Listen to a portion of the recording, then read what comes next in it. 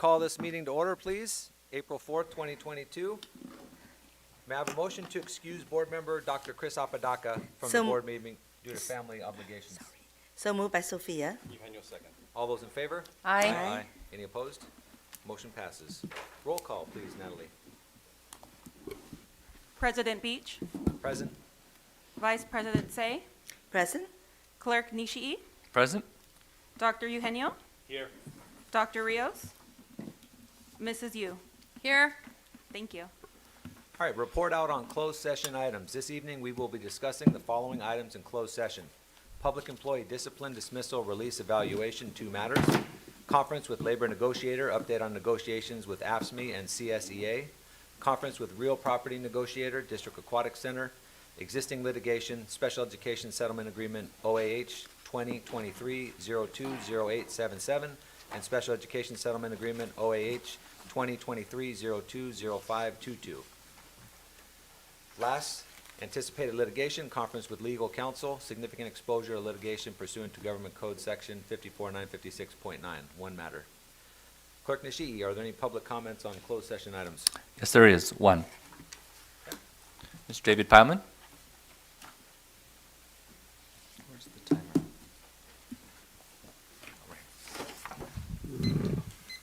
David Pyleman, 7842 Squaw Valley Way. It's probably unusual for someone to speak during the public comment session prior to a closed session. But 2 items require comment prior to the public comment section of the 7 p.m. meeting. According to the posted agenda for March 21st closed session meeting, there were 2 items under conference with real estate negotiator. No more specifics were given. When the March 21 meeting was opened shortly after 6 p.m., it was announced that those 2 items would be Alondra parking lot and District Aquatic Center. I had not felt it essential to arrive before the closed session on that evening, so I did not hear the specific topics to be discussed. With the commotion when the regular meeting began at 7 p.m., with over 200 people in and around the chamber, I did not hear the board president confirm the topics which were discussed, although I recall most of the other announcements regarding closed session. So my first realization that the 2 topics had been discussed was when I read the minutes of March 21, when I printed tonight's agenda and support documents. I assume that the topic of the Alondra parking will appear on a subsequent regular meeting agenda. It is my perception that the reason this topic was discussed is that the value of this property has been significantly impacted by the remodeling in the Norwalk-La Mirada district and the development of the former swap meet into a 209-unit housing development. I just want to make sure that you are aware that the Excelsior football field will likely be used less after the new stadium at Glenn High School is now in use and the La Mirada Stadium appears to be ready for full use next fall. And the subject property at or around 11676 Alondra may be a target for parcels that are adjacent to the new development. Do we own a share of both of those parcels? Secondly, most of you are aware that I have spent a lot of time trying to follow the associated issues with the request from Cerritos High School parents for a pool on their campus site. What initially seemed like a straightforward request has morphed into issues involving several sites, several government entities, several contractual agreements, several sports, recreation, and not inconsequentially, transportation issues. I was not aware that this project had been renamed the District Aquatic Center. I would have thought that the interim superintendent would have alluded to this change in philosophy when we met on March 14th, or knowing the number of people I was discussing issues with, would have advised me how the breadth of his inquiries had reached. I will be speaking on this topic during the regular meeting tonight. It was difficult for me to script my intended comments without knowing what this philosophical change meant. Associated with this topic, will I be afforded an opportunity to inquire of Dr. Jose Fierro after he speaks tonight about the cancellation of the agreement between Cerritos College and Gar High School for the use of their swim pool for practice? Can you contemplate that during closed session, please? Lastly, I have some concern about committee review of an agenda item in the consent calendar tonight. Would a board member commit to removing 3.14-C, contracts with special education consultants, from the consent calendar to allow me to pair this with action item 1.2-A, board advisory committees? I'd appreciate if you would contemplate that during closed session as well. Thank you for your time.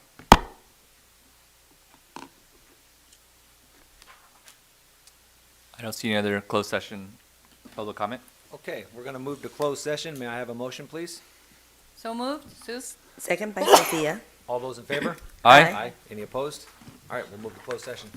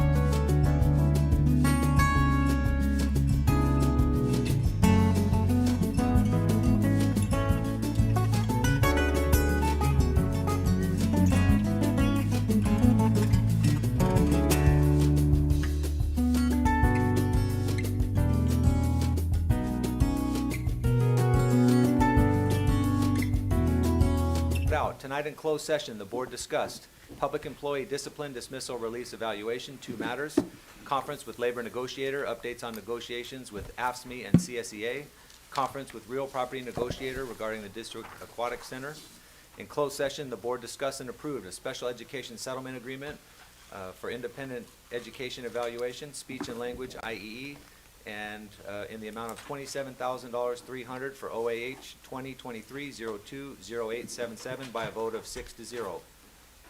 In closed session, the board also discussed and approved a special education settlement for agreement for independent education evaluation, intensive reading and math intervention, and attorney fees in the amount of $34,950 for OAH 2023-02-0522 by a vote of 6-0. Also in closed session, the board discussed anticipated litigation, conference with legal counsel, significant exposure to litigation pursuant to Government Code Section 54956.91 matter. All right, at this time, we're going to move to the Pledge of Allegiance, and I believe we have Cerritos Elementary School. Principal, come forward.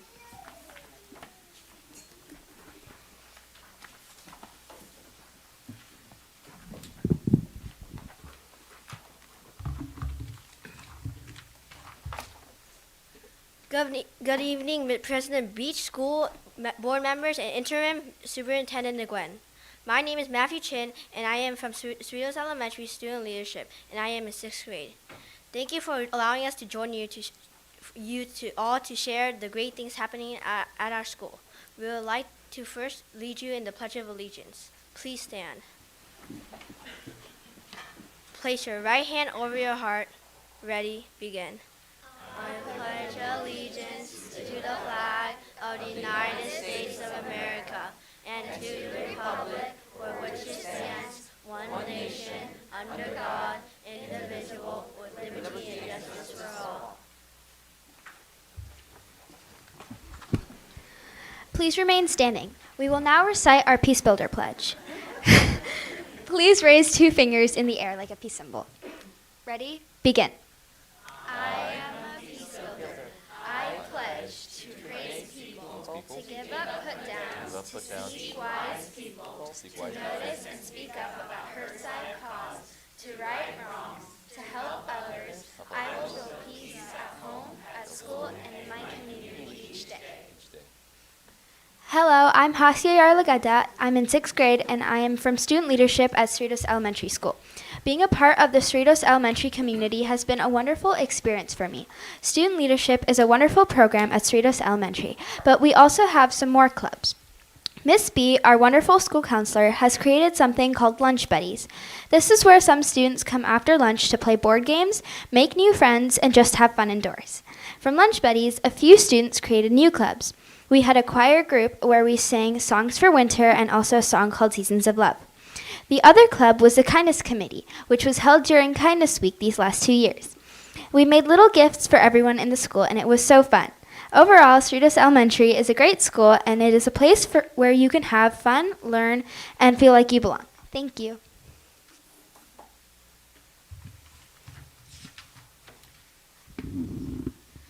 Hello, my name is Ethan Masanag, and I am from Cerritos Elementary Student Leadership Team. I am currently in 5th grade. 5th grade is doing something called Kinder Buddies, and 6th grade similarly pairs up with a 1st grader student. We pair up for the whole year, and together they learn more about each other, play games, read books, have fun with each other, and much more. In fact, we have joined our little buddies on a field trip to the Natural History Museum. This experience has helped me learn better communication skills and definitely patience in working with little kids.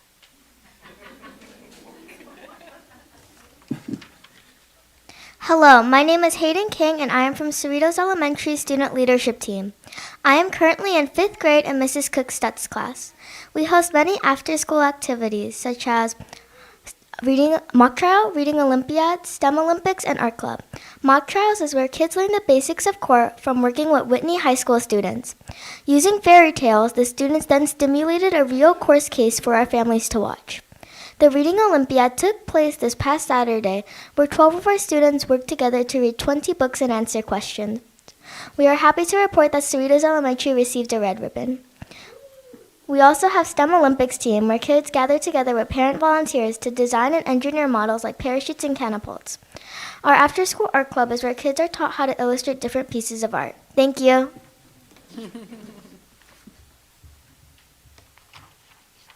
Hello, my name is Gina Randall, and I'm from Student Leadership at Cerritos Elementary, and I'm in 6th grade.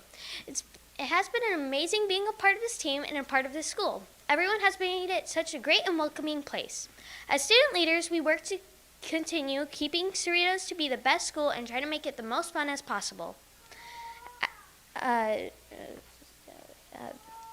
We have a weekly school spirit competition where we award door magnets to the most spirited classes. As leaders, we assist with school assemblies, community events, and promoting a positive environment. I want to introduce the staff members that help guide us. Our principal, Mr. Spratt, and our advisors, Ms. Laborde and Ms. Garden. I love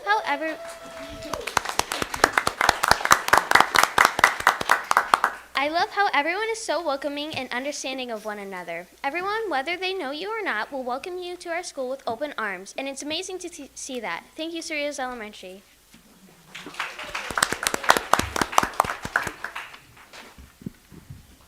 Hello, my name is Presley Pack. I'm in 6th grade, and I am from Student Leadership at Cerritos Elementary. Our school has hosted many different events, such as pancake breakfast and trunk or treat. At the pancake breakfast, students, teachers, and families came together to watch a talent show, play different games, and eat a great breakfast meal prepared by the school staff and volunteers. Trunk or treat is in October and is where people come together to celebrate our fall festival. There are parents who bring in their cars and have loads of candy stored in their trunks. There's food provided for everyone and different activities that they can enjoy. April 28th is an exciting day for us. That morning, we have our career day where guest speakers introduce different careers for us students to explore, and that evening we will have our first annual interactive STEM family night.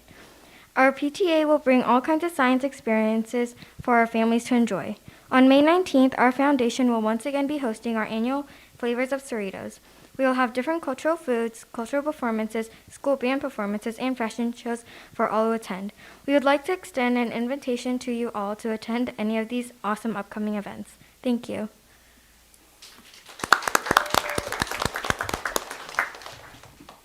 Every week, all students attend our rotations program.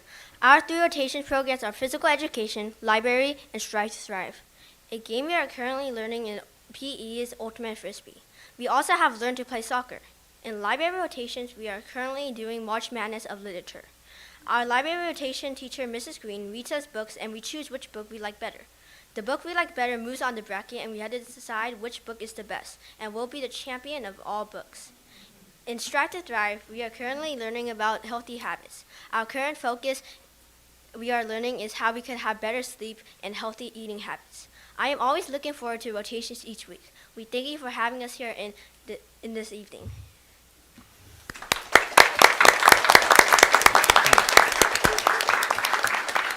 Thank you very much, and before I bring it back to the board, I'd like to ask the parents in the audience to please stand. We'd like to congratulate you as well.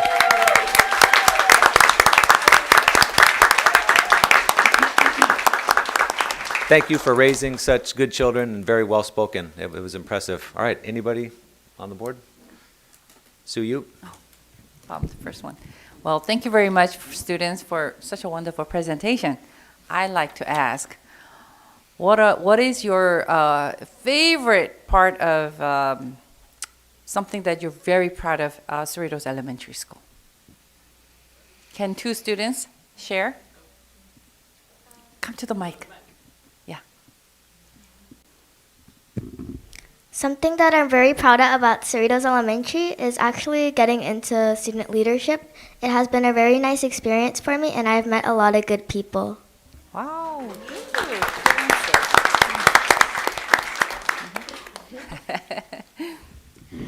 Something I'm really proud of accomplishing at Cerritos Elementary is also getting into student leadership and helping around the school with things like helping teachers and reading books to little kids. It's always been so fun to hang out with them and do things as a part of the student leadership team. Thank you. Thank you. Vice President Say. Thank you, President. I want to tell you, everything you say is correct. Because my youngest son went to Cerritos Elementary School, and I also want to tell you, he graduated, he bought a couple young kids, bought a house nearby Cerritos Elementary School, so they're cooking the baby right now. So they will go to Cerritos Elementary School, and I know your principal very well. When he was a teacher here, he hired, and I say, one of these days you're going to be a principal for one of our elementary school. Sure, he did. He's really good principal. I remember when COVID time, me and our clerk, Mr. Nishi, went to your school, and he showed us how, what you've done to prevent keep this site clean, and he showed all the things, and you really ahead of the game.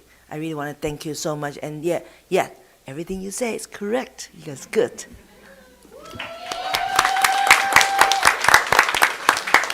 All right, Clerk Nishii. So, I don't know why, I feel really proud of these kids. I mean, it's just go Tigers, all right. Go Tiger!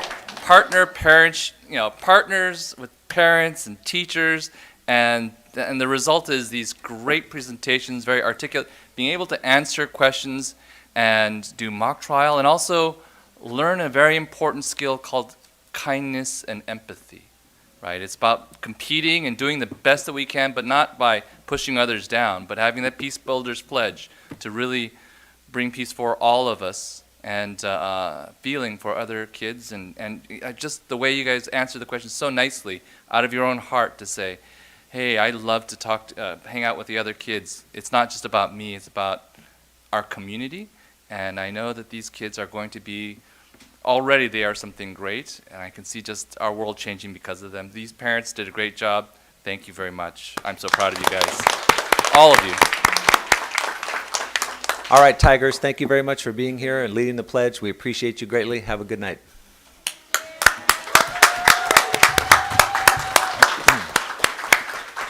All right, moving on to presentations. Cerritos College update. Dr. Jose Fierro, President of Cerritos College. And we have Dr. Shin Lu here. Thank you. Good evening, President Bish. Good evening, Superintendent Nguyen, and good evening, board members. Thank you for the opportunity to be here with you today. Thank you for making the time. And I'm here with Cerritos College Board President, Dr. Chin Lu. And I have a couple of my colleagues in the back. Thank you. Maya Walker and Andrea Wittig. They have been instrumental putting all this together.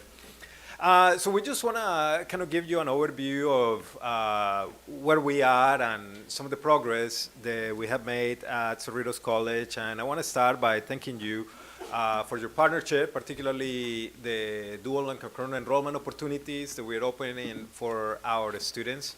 I think they are producing fantastic results. The partnership on Cerritos Complete is perhaps one of our most successful initiatives, and none of that can be done without the help of all of you, all of your school sites, the support of our board of trustees or faculty or the staff. They have been incredibly committed to our students.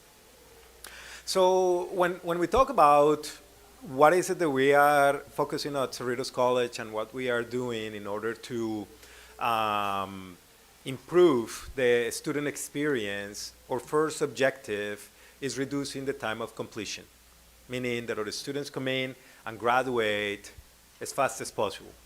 That doesn't mean they don't get a college experience. That means they graduate within the allotted time for graduation. We are a 2-year institution, and I understand that Cerritos College offers part-time programs and full-time programs, but part-time is 4 years, full-time, it should be 2.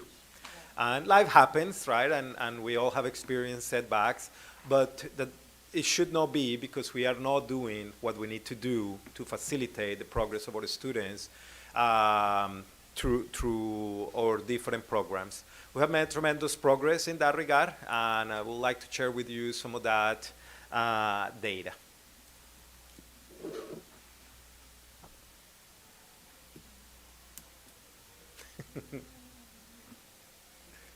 There you go.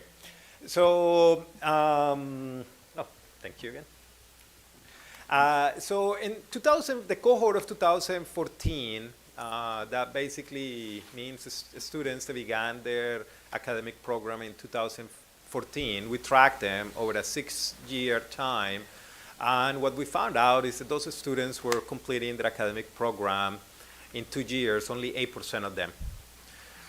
So we have made some changes in the way that we structure our programs, how the classes are offered, and the cohort that began in 2018 has nearly doubled the number of students that are finishing within 2 years. We are very excited to see how the 19 and 20 cohorts will do, but because we're tracking the students every 6 years, the next set of data that we will be able to present you, hopefully in the fall, is the 2019 cohort. When we look at the students on the 3-year completion, we have gone from 24% on the 2014 cohort to 33% on the 2018 cohort. That essentially shows that about 33% of our students graduate either in 2 years, in 3 years or less, which is obviously a significant increase based on the numbers that we were seeing before. When I talk to the students about the importance of graduating on time, I like to talk to them in terms that I think they understand. And a word that is becoming very familiar for our students is opportunity cost, meaning that the longer they stay with us, the higher the cost of instruction for them. They could be attending college tuition free, but they still spend time on campus, which it costs money. They still drive to campus, which it costs money. They eat on campus, and the longer they spend in our campus, the fewer hours they're working, which means it's costing them to be there. So the reason I address that with them is because that essentially showed them that they have, as they popularly say, a skin in the game. It is costing them to be there, even if they are not seeing that expenditure right away. So we go through an exercise that we do calculations, how much you make today an hour in the job you have, and how much you're going to make when you finish that first degree and when you transfer. And when they start seeing those numbers, their perception of why is it important for them to focus changes dramatically. I know it did for me. I think most of us have gone to school and have experienced the doors that going to college open and the difference in your social mobility that a college degree brings. So we're having those conversations actively with our students, and they seem to be resonated with that, and our numbers are changing quite a bit. That also is a reflection of the work that is taking place in the classroom. Our faculty have been working really hard, making sure that we are addressing the students where they are, because we need to move from saying, are the students ready for college, to are we ready for our students? And to the credit of our faculty, they have been doing a lot of great work, making sure that they receive our students the way they come to us, because they are, at that point, our students, and we need to serve them the best way as possible. That also goes a long way with our classified staff. Work very hard to onboard the students in the best way, because before they get into the classroom, they are going to meet classified team members, and if they serve them in the best possible way, the chances of those students finishing their application and making it into the classroom increase significantly. And those numbers are changing, and as you see, when we began this process in 2015, we were awarding around 2,500 degrees and certificates. This past year, we awarded 5,167. That is the largest graduating class that we have seen at Cerritos College. And this essentially is an all-hands-on-deck effort, including speaking with our students about why they need to really focus, one, in their education, and asking for what they need. So when they meet with our counselors, we want to empower them to ask the questions. Why am I going to this class? Why not this one? What else do I need to do to finish on time? And they are becoming more and more familiar with that. We are particularly proud with the numbers of 2021, 22, because that was at the tail of COVID. So many of these students never attended Cerritos College on ground, because the college was predominantly closed. So we're very proud of those numbers, but the work is just starting, because now, as I don't have to preach to the choir, the way that we deliver of education and the expectations or the students have of what we do after the pandemic are changing very rapidly. And we are having to adapt to that. So we're trying to run as fast as possible to meet the needs of our students.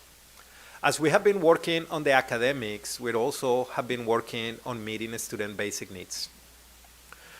Asking a student to do well on a calculus class or in an algebra class when they have not had dinner the day before or breakfast that morning, it is not fair.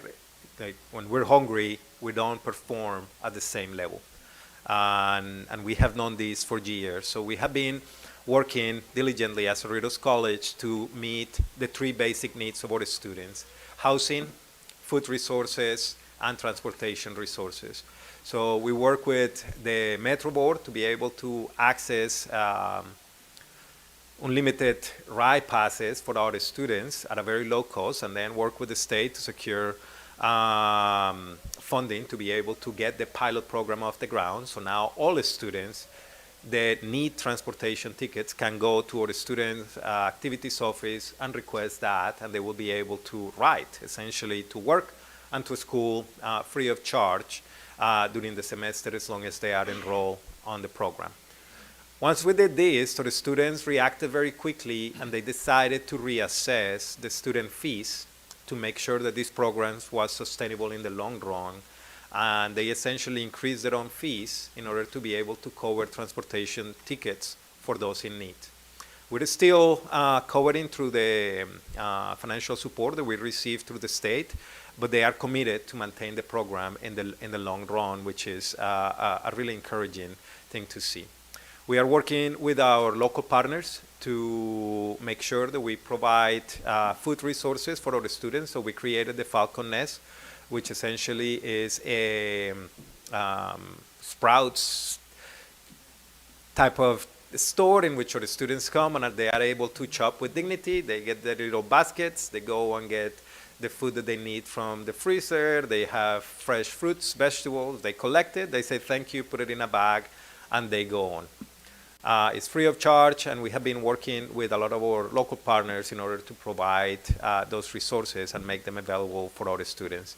Within the Falcon Nest, we also have Franco's Closet, which is essentially clothes that are gently used, that are professional attires, in order for our students to be able to dress properly when they need to go for job interviews or something else that will require them to have a more professional look. In the Falcon Nest, we also have mental health services, social workers that address some of the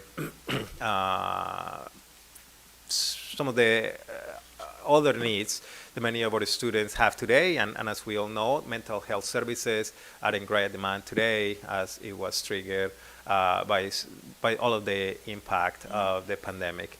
And the last part on the basic needs is our housing, and some of you are familiar with our village, our housing project that has been doing quite well. So our students, every time that we have put them through our housing program, not only they have learned the skills in order to be able to not find themselves in a situation of being homeless or home insecure again, but they have continued to thrive academically. So we call this the three-legged stool, and as we have made significant efforts to meet the basic needs of our students, they have responded by performing in the classroom, graduating faster, and having higher transfer rate, GPAs, and so on. We want to thank you for your support. We want to thank the City of Cerritos, ABC Unified, and all our community members for the support that you have provided to our district. And we want to put into context the investments that we make on the college. For every dollar that we invest in a student in a community college, we get about $11.70 in return as they complete they earn more, and they obviously become part of the tax base of our communities. We see education as a way of social mobility, but also as a way of economic development in our local communities. It's well known the communities where education is at high levels tend to have better services, healthier communities, and obviously a higher tax base. We also want to thank you for your support on Measure CC. We were able to, in the past election, secure a bond to finish our construction project at Cerritos College. COVID threw a curve, a ball curve on us, so we are reassessing the way that we are looking at facilities based on how we are delivering education now. Some of the changes that we're making is flexible classrooms. The technology is changing very quickly to do that. Lab space is becoming in high demand. Classroom space is in a lower demand as we have been exploring hybrid opportunities in which our students are half of the time on campus, half of the time online. So we are reassessing how the construction project is going to be, and we probably will not be issuing any notes out of Measure CC for at least a year until we reassess our full master plan to ensure that we are meeting the needs of our students and the community. Before I finish, I would like to thank all of you for the support on our housing. I know ABC submitted a letter of support for our housing application at the Chancellor's office. So as you know, we have the village, but the village has a capacity only of 27 students.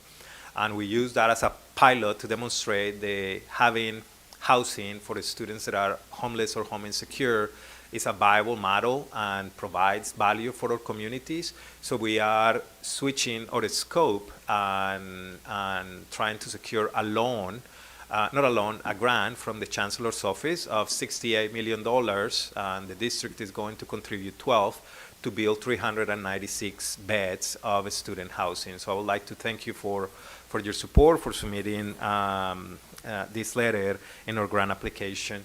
We ranked #1 in the state, our application, and the way that we position the project, how we addressing the needs of our students, and the cost for bed. We ranked #1 in the state, so as long as the state revenue stays at least consistent, as we know it's a little uncertain at this point, we should be able to receive funding to be able to build these beds. The last update, fresh off the press, we have been provisionally approved to begin offering a baccalaureate degree program. So this will be the first baccalaureate degree program the Cerritos College is going to offer, and it's on dental hygiene. So we just received a couple of days ago the temporary approval, so we are moving on to change the scope of the institution, because obviously, as you know, we're a 2-year institution, so now we have to work with our accrediting body to switch our scope not only to grant associate degrees, but to grant baccalaureate degrees. And hopefully by July, we should have final approval. And probably in 2024, fall of 2024, we should be receiving the first cohort of baccalaureate students. And hopefully this is the first of many. But again, this is due to partnerships with all of you and the support of our local community. So thank you very much, and if you have any questions, I'll be happy to answer them. And Trustee Lou, if you would like to say something. Well, you know, we are very proud of our president of Cerritos College. Thank you. All right, we'll come back to the board. Vice President Say. First, I want to say thank you, Dr. Vera, on such a wonderful program. I can't tell but others. I also teach at community college, so I know your nursing NCLEX rate is much higher than other local community college, so I can badge you. I also want to let Puppy to be aware that no longer K-12 is K-14 education nowadays. So a lot of our students, especially, are teacher high, and I want to thank you to the president Dr. Xin Lu, you did a great job to our school district. She comes all the event we have. Wherever I go, she's right there. She's trying to recruiting a student to go on to 12 to 14 education. I want to thank you so much working so hard, recruiting the student, explain the program you have. I can't imagine the Cerritos College is going to be a bachelor's degree. That is a plus plus. My house right behind that, so I know my property going to go up. I want to thank you so much, and I really appreciate it, and we need your help too, many things too. So once again, thank you very much and well done.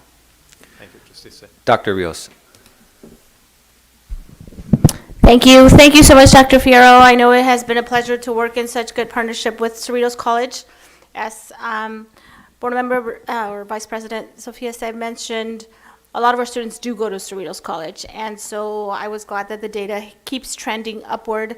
I'm a bit curious as to whether we can track data for our ABC students and how we can continue to partner to make sure that our students here from ABC, I mean, ideally all students, but that our students specifically are, in fact, attaining those 2-year degrees or in fact, transferring to a 4-year university, as you alluded, college for people like myself who didn't, have the, who were considered disadvantaged.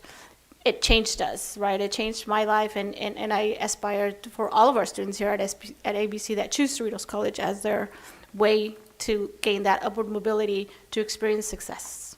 So again, I'd be curious about that data, and I'd be curious as to how we can further our efforts. But thank you for being here. Thank you, Dr. Rios. Yes, we tracked per district, and we can make that data available to Superintendent Nguyen. So I think we have a breakfast meeting coming up, and we'll have that data ready for you. Clerk Nishii. Thank you. Yes, I think my daughter's friends are a testament to how well your school has educated. He went to Whitney, and he's going to Berkeley.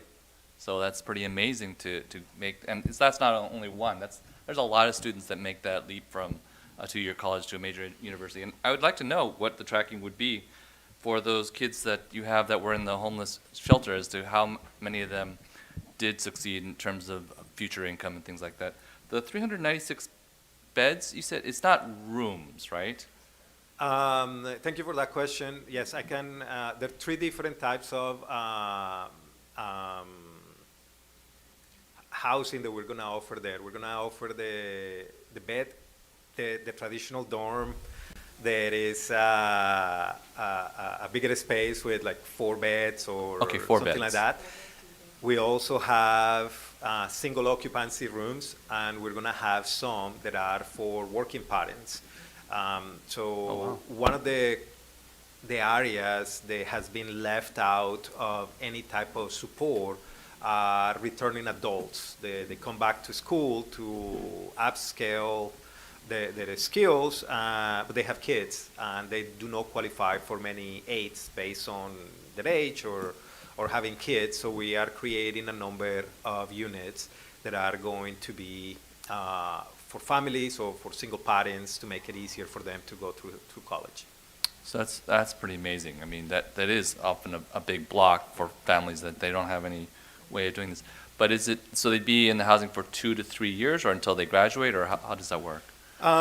We are still working on the logistics. Currently, our current housing program is almost like transitioning housing. So the students have to be enrolled, have to be taking a specific number of units, have to be doing well in school, and they need to go through our counseling model of advising and so on.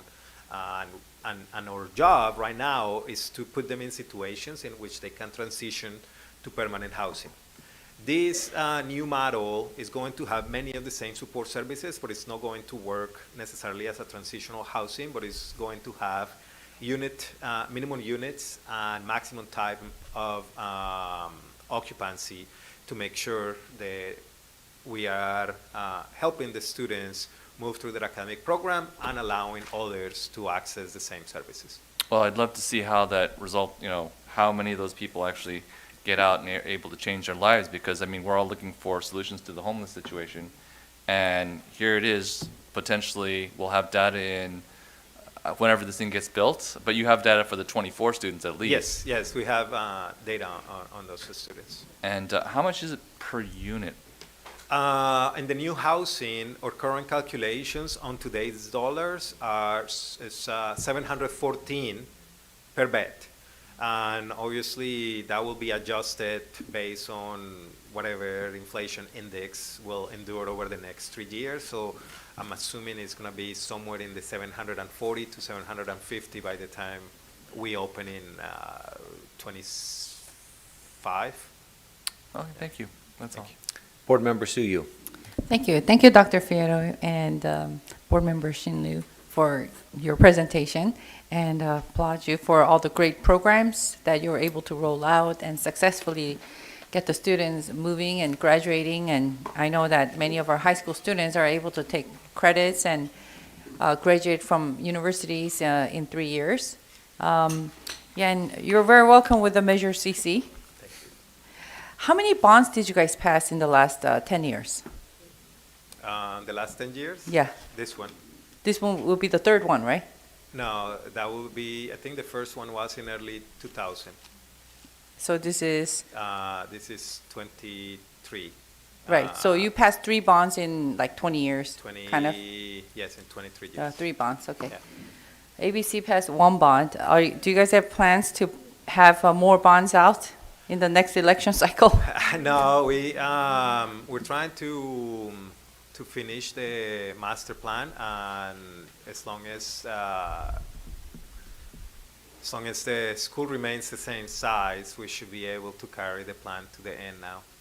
So this will be probably the last bond For a while, for a yeah. while. Thank you very much for that. The property tax keeps going up, so, okay. Thank you, that's it. Vice President Say. You know, since I work for the school boards, I have to speak out for our board here. The free lunch that you serve to the college student, but we also adjunct with our high school student. Does our student also get the free lunch bill from there? We don't have a free lunch program, but the Falcon Nest is open to all students, regardless. It's also open to community. For free food? For free.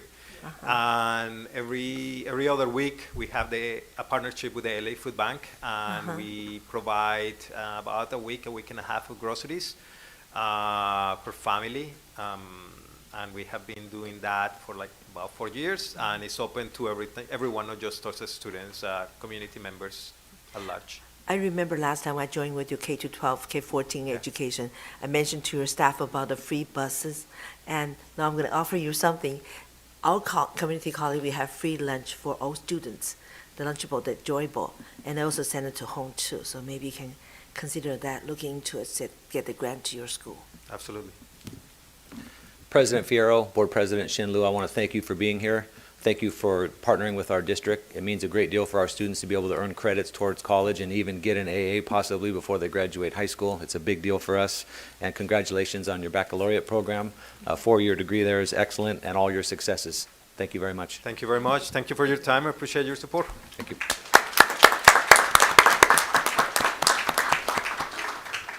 All right, we're going to move on to recognitions. Cerritos Optimist Oratorical Contest winner, first place, Meta Capagantu, Whitney High School, 10th grade. Please come forward.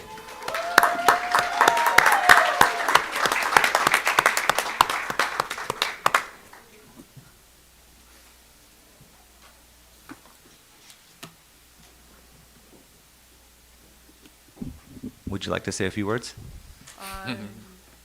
In what sense? It's okay if you don't, just about... Well, how about this? Yeah, if you could just tell us what your speech was about. Okay, yeah. Perfect. Okay. The competition's topic was discovering the optimism with me, and I talked about my 3rd grade teacher who sadly passed away from cancer.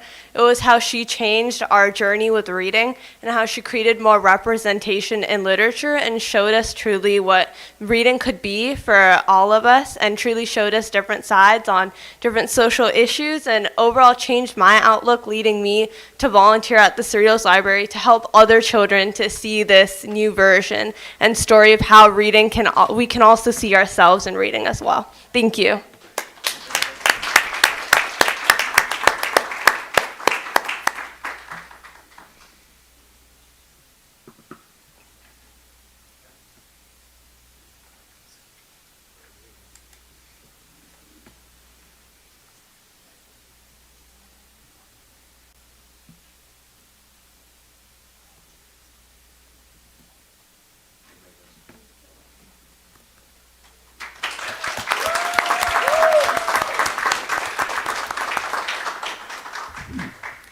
All right, next we'll have the 2023 California Distinguished Schools, Cerritos, Gonzalez, Stowers, and Whitman Elementary Schools. Please come forward.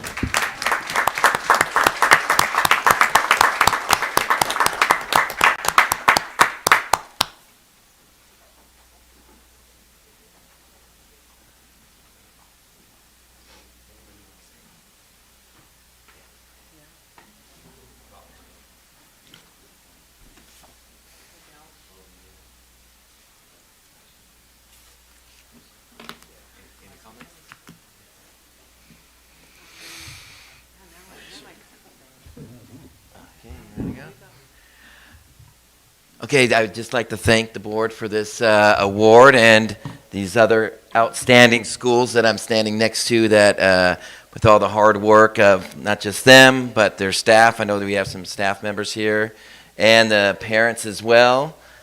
And it's because of those efforts by everybody in the school for Gonzalez and these schools that help us become a distinguished school. So I really appreciate it. Thank you.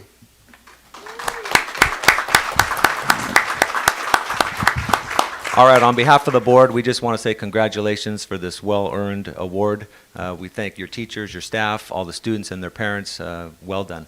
Please come up.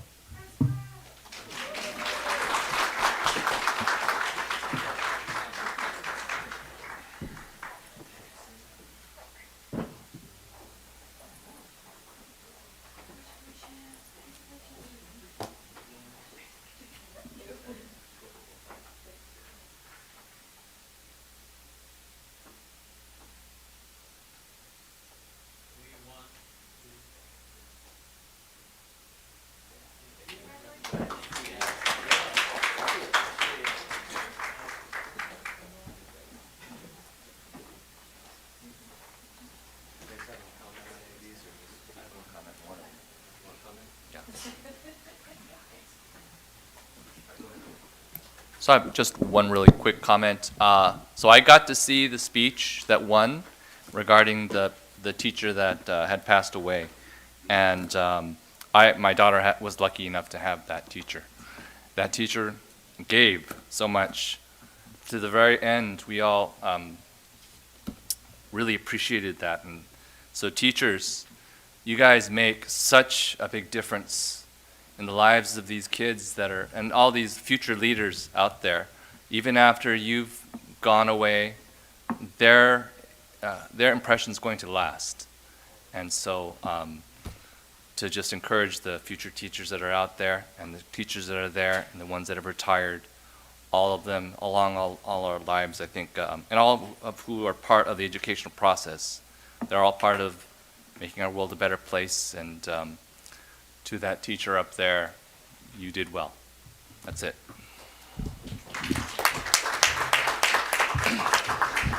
All right, next we'll move to our National Blue Ribbon Schools, and we've had celebrations for them over the past couple of weeks at their campuses, Whitman Elementary School and Carmenita Middle School. Please come forward.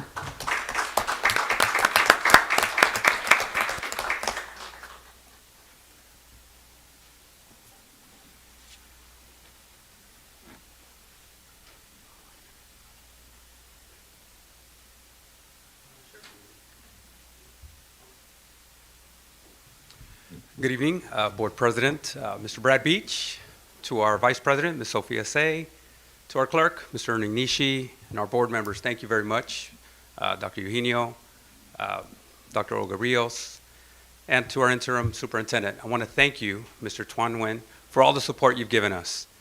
We are a nationally blue ribbon school. It's been 31 years since Carmenita's been given this prestigious honor, and we are only one of 13 middle schools in the state of California. So I want to thank you for all the support you've given us over the years. I want to especially thank our teachers, our community, our PTSA board for getting us here today. It's a tremendous honor to be recognized, not only by the state of California, but through the National Blue Ribbon Committee. It took a lot of effort from our teachers, our students, and I want to take this opportunity to especially thank our teachers, like you stated, board member clerk member, Mr. Ernie Nishi.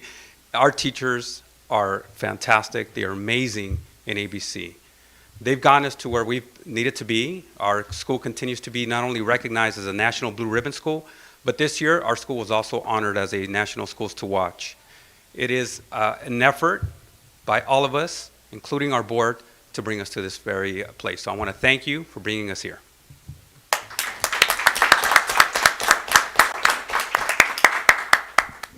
Just to piggyback that a little bit, I want to thank everybody who's here tonight and who's celebrated us. But again, the big thanks goes to our community, our teachers who endured a lot over the last 3 years and made it through successfully. And I cannot thank those people enough for all that they've done for us and our community. Thank you.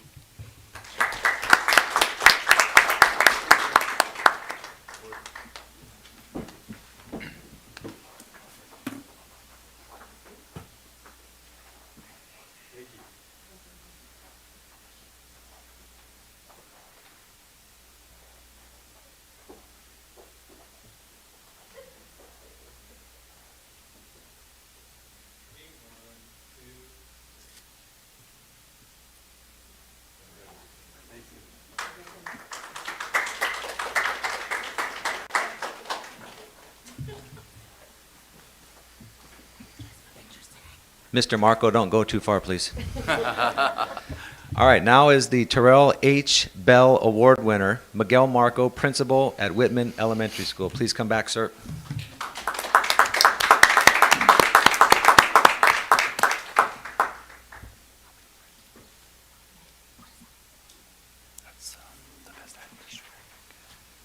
All right, so I have to embarrass Mr. Marco just a little bit. There were only 9 principals in the entire nation that got this award. It is extremely prestigious. We're very proud of him and his school, the community there at Whitman, and we want to honor you tonight for your wonderful job. Thank you very much.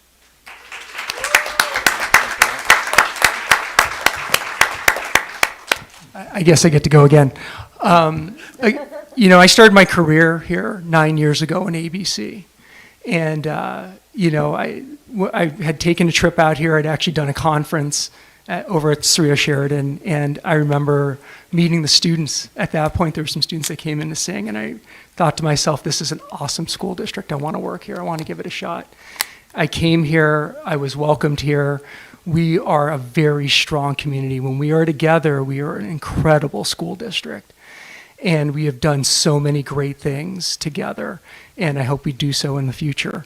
Again, I could not have done this without the people I work with, without my family, who have contributed so much, and we've given so much of our time and their time to make our school successful. And again, I may have won this award, but I'll be honest with you, a lot of this has to do with the incredible community that I work with. Thank you very much. Mr. Marco, please come forward, board colleague.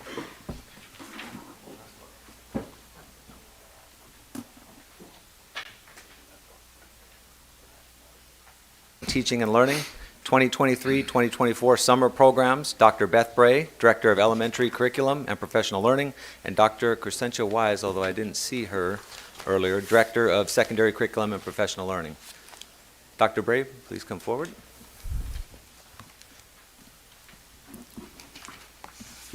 Thank you so much for having us tonight.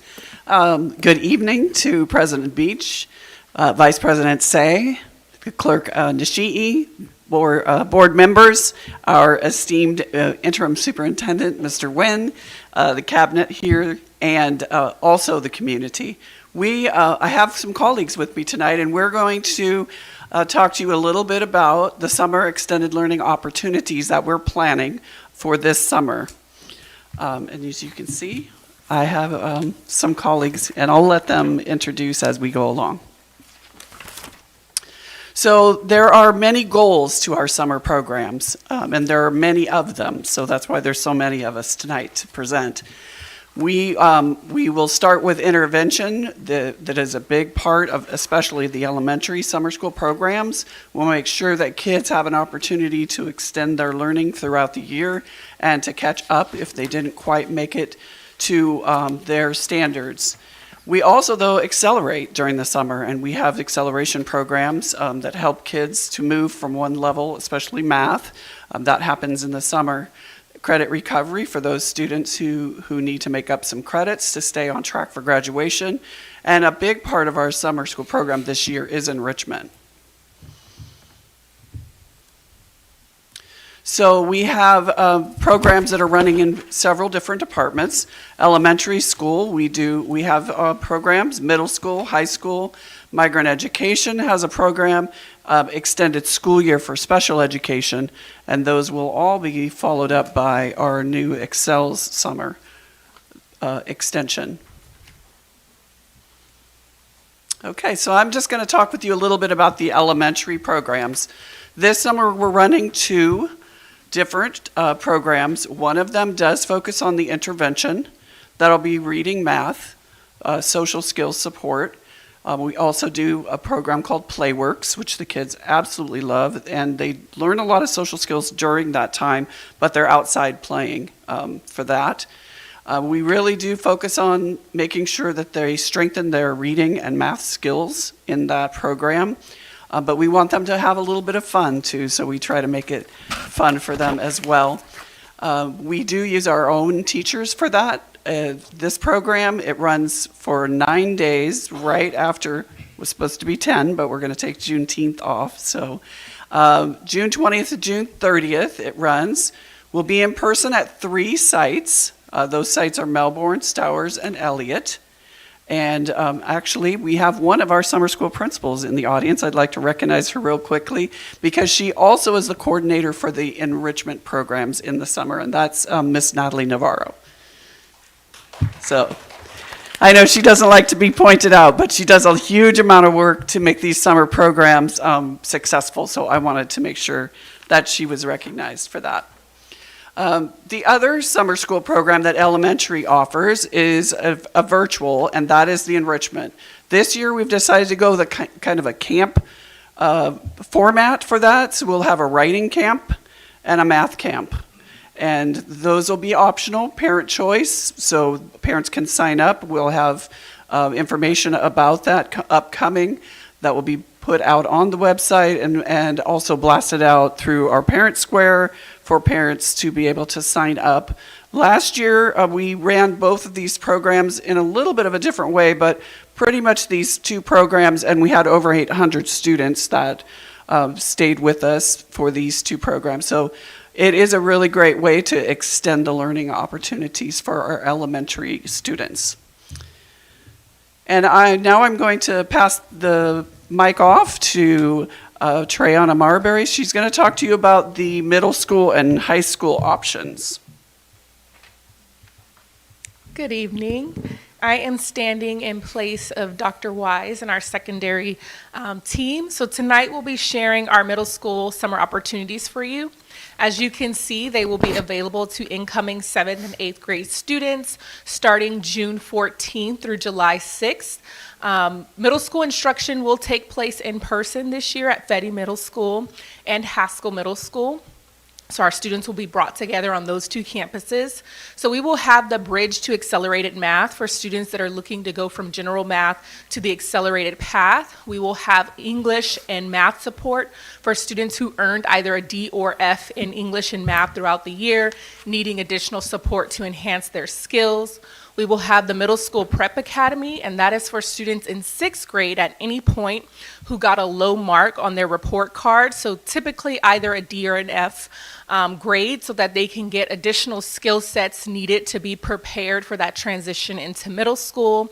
Lastly, we will have Language Excels, which is for our English language newcomers, so that they will have more opportunities to build academic language and be more prepared for the upcoming school year. That program will be a little unique in that students will gain additional experience in electives, taking field trips, getting some hands-on learning, and also diving more into the CTE opportunities that's available to them. Next, our secondary enrichment. Typically, this is also offered virtually due to spacing currently with our program. So this will be for 7th and 9th grade students. So there are 2 programs available, Writers of Tomorrow and Mathematics Enrichment. So these courses will be 1 hour each, Monday through Friday, and the sessions will run on the dates that you see listed.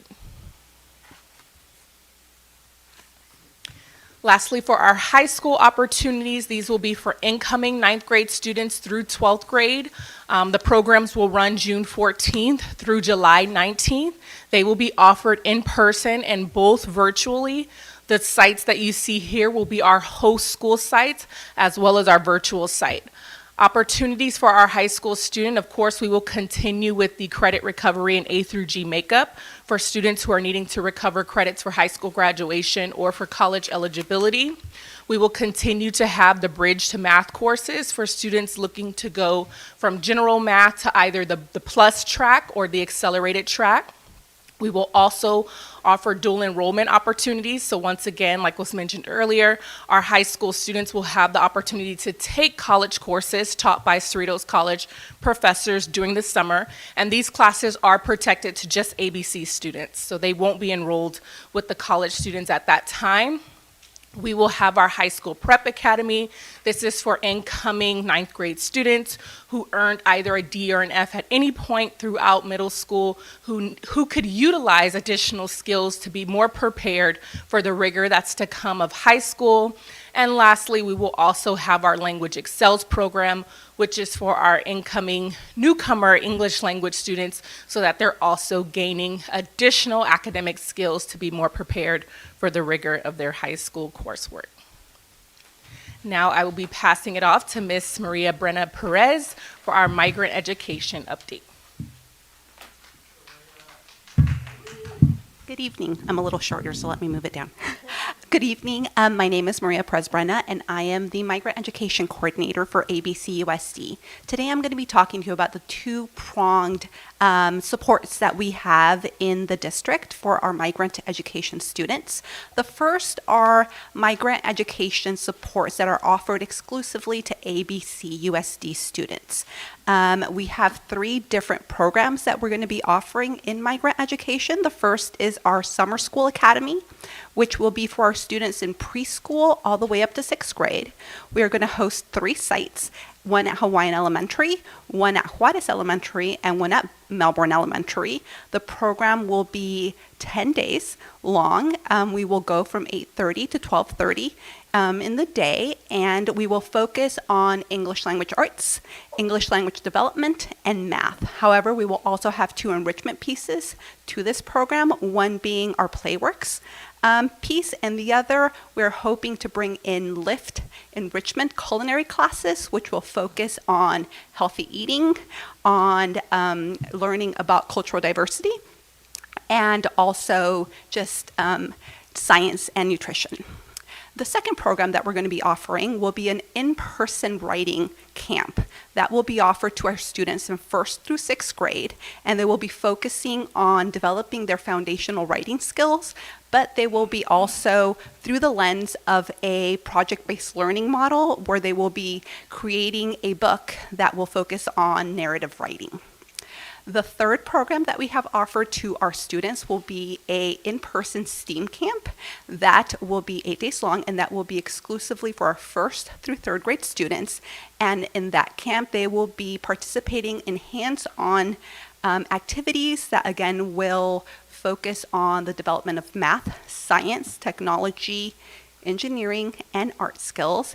And because we are migrant education, we will also be working on oral language development. In addition to the 3 student programs, we will also be hosting a parent academy that will be focusing on youth mental health.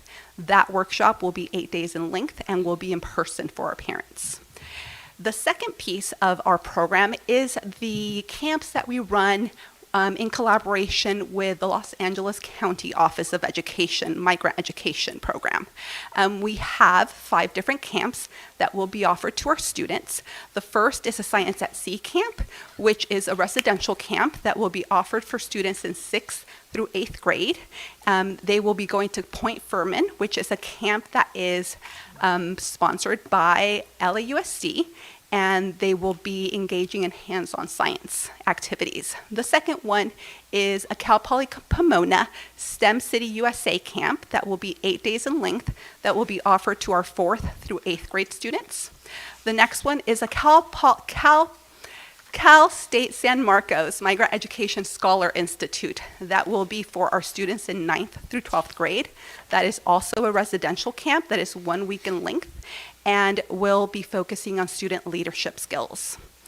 The fourth camp is our USC Third Space Youth Institute, which is again a residential program. Students will be staying at USC for 1 week. This is for students in 10th through 12th grade, and they will be focusing on their communication and leadership skills. And finally, we have a mini core outdoor education camp that is also residential and is 1 week in length, and it will host grades 4th through 6th grade. The hopes of both of these types of programs, both the ABC ones and the LACO sponsored ones, is that our migrant students receive a plethora of opportunities to remediate the learning loss, especially since a lot of our students travel during the summer, because oftentimes a lot of the migrant work that their parents engage in agriculture, dairy and fishery, happens during the summer. So those movements happen during the summer, so we want to be able to offer them the opportunity to be able to gain some kind of educational opportunities while they're moving with their families. And now to talk about special education, we have Special Education Supervisor Vanessa Smith. Thank you and good evening. I will be sharing about our extended school year programs. So extended school year programs include specialized academic instruction, and related services such as speech and language, adapted physical education, occupational therapy, and it's provided for students with disabilities beyond the regular school year in accordance with their individualized education programs, or IEPs. So per the Individuals with Disabilities Education Act and the California Code of Regulations, these programs are designed to prevent regression or a loss of skills that may occur with an interruption in education. They're also focused to support students with limited recoupment capacity or students who may show increased time to regain skills after an extended school break. Now, determination or qualification for extended school year services is determined by the student's individualized education program team, the IEP team. However, consideration should be given to those students with disabilities who are considered to be prolonged or pervasive. The programs that we provide are comparable in scope and quality to the programs that we provide during the regular school year, and instructional focus will be on reading, writing, math intervention, social skills instruction, as well as opportunities to work on individualized goals within their IEP. By law, we are required to provide a minimum of 20 instructional days, including holidays. And this year, we will be supporting about 835 students who are eligible for extended school year, which is about 31% of our special education population. So our special education department will be supporting 5 extended school year programs this summer. We have our early childhood intervention program, which will support the Tracy Infant Center and the Artesia Children's Center early intervention program. We also have our elementary program for our kindergarten through 5th grade students that will be held in person at Willow Elementary. That'll be our largest program with approximately 300 students enrolled. And then we will also support our middle school programs at Haskell and Fetty Middle Schools. The high school programs will attend the high schools, and we will be hosting our adult transition program and our secondary Bridges Academy program at Cabrillo Lane. So the dates for our early intervention, our elementary, and our adult transition program is June 14th through July 14th. And then our middle school and high school programs will follow the dates accordingly. And then lastly, our Bridges Academy will also follow the high school schedule. And that concludes our presentation, and we offer the opportunity for any questions you may have. Thank you. All right, well, thank you for the wonderful presentation. I know Dr. Wise would be proud. I think she's watching from home. Anyway, we'll bring it back to the board. Vice President Say. My first question, why so short? So we have several programs that run consecutively. So that's why each program is a little bit short, but parents have an opportunity to be in multiple programs. So they could actually, the student could be actually enrolled for quite a few weeks during the summer. Okay, yeah, okay, Okay, I just have first question. Okay, Board Member Sue Yu. Thank you very much, President Beach, and thank you, Dr. Beth Bray, and rest of the staff here. Thank you very much. Similar question. I know that elementary school, probably the reading, language arts, and math is probably the most fundamentally important subjects. And summer is probably one of the critical period to kind of catch up and to strengthen. So I was also wondering about the timeline too, 1 week, and then also having the virtual program. So I would like to know what the funding and the budget is on these programs, because I know that there's kind of like other money that could be used to supplement the students' English and math enrichment, right? Correct. So I will defer the budget question. However, because of the programs that run consecutively, as I said, the students have many opportunities. So they could be going from the Jump Start, which is the summer school elementary, or the virtual, and going into the Excels program and be in the Excels program for several weeks. So really, we're talking probably at least 5 weeks where kids would be enrolled. So that is a significant amount of time when you think about the fact that we have a very shortened summer with the kids coming back in early August. So we felt this year, with the constraints of time and with all of the programs that you heard about, that these timings were the best ones for this year. And who's running the program? I mean, our ABC teachers are running the program, and of course, Academic Services oversees most of the programs. My department, Dr. Wise's department, Special Ed, we are all here represented, Migrant Ed. We oversee all the programs, but most of them do hire and use our expertise from our ABC teachers for the programs. Some of the enrichment, those are things that we need to bring in from outside consultants, and we do have some. You heard some of them tonight, that the writing camps, the math camp, the LIFT culinary camp, those are consultants that we will bring in to offer a little bit more enrichment. Yeah, the extracurricular activities like music, art, I think especially hands-on, experimental, science, those are, 3-4 days is good, but in terms of reading and math, at least a 3-week program is something that the students will be able to benefit. That is, I don't know if this is already determined, but I know that this is a very critical summer for the students to catch up. I don't know if that's something that could be revisited, but to me, just 1 week program is not really going to be very helpful for the students, for academics.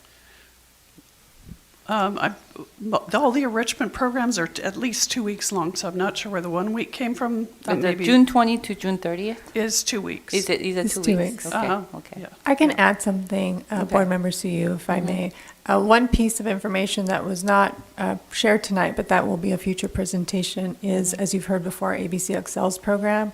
Our ABC Excels program will be running in the entire month of July, and that program will also have math and English programs for our elementary students. So if students are part of Jumpstart and then they enroll in ABC Excels, they will have the accessibility for summer school from June 14th all the way to the end of July.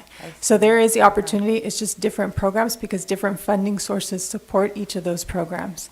So that's why it's kind of consecutive. There's also regulations from the county that we can't overlap certain programs, so that's why you see changes in the dates. I see. So that students from multiple programs can say, I want to do this, this, and that, right? So that they don't have to make a choice. So that's part of it. This summer, with the shorter summer, it's a little more difficult, but in the future, as we start to settle our calendar, it'll be much more possible to extend some of those days and not overlap our programs. Okay, that makes sense.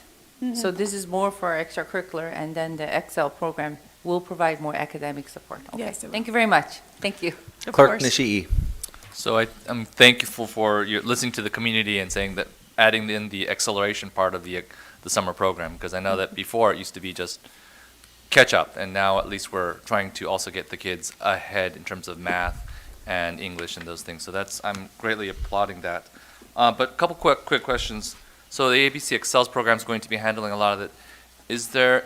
Are this going to be licensed teachers, or are they going to be the same staff that's there currently? I'm going to defer that to Dr. Castro. So we'll provide that information in an upcoming meeting, or I'll provide it to you in Thursday notes. Okay, because I know that previous summer schools, we used to have the teachers, and they used to, so those are licensed teachers, obviously. We do continue to use teachers anytime that we can, yes. Right, because it may also be difficult to get them to give up a lot of their summer, particularly this summer since it's going to be short. Mm-hmm. But we're trying to be sensitive to that as well, and still provide many opportunities for students.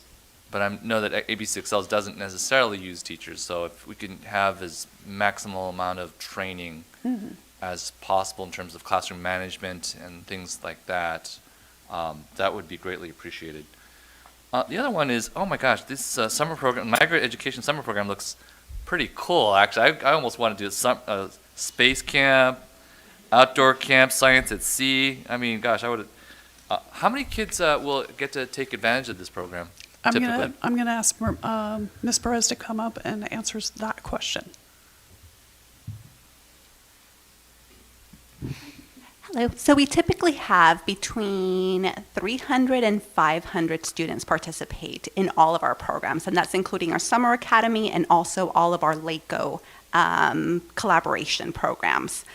We can't send all of our migrant education students because we have 1,800, so that would be quite a feat. But we do have, LACO gives us a set number of spots given the size of our program, and because we are the largest in the county, we get the most amount of spots that they allot for any of the districts in the county. So let me ask, so you were telling me that the parents move during the summertime, but these are also residential camps, so that's kind of nice. Yes, so many of our migrant education students, a lot of the movement that allows them to qualify for the program actually happens in the summer, because it's easier for them to move, to a different city in the state or a different state or even a different country to harvest. So oftentimes they might leave for a month and then come back. So we do offer the programs throughout the summer. So we start very early in June and we go all the way to the end of July in order to be able to maybe catch some of the kids. Maybe they can't attend our summer academy, but they'll be able to attend one of the residential programs. Right, so the residential program will be key because maybe mom's not necessarily home. Yes. Okay, I like that. That's very good. Thank you. Vice President Say. Thank you. This one will be migrant education summer opportunities.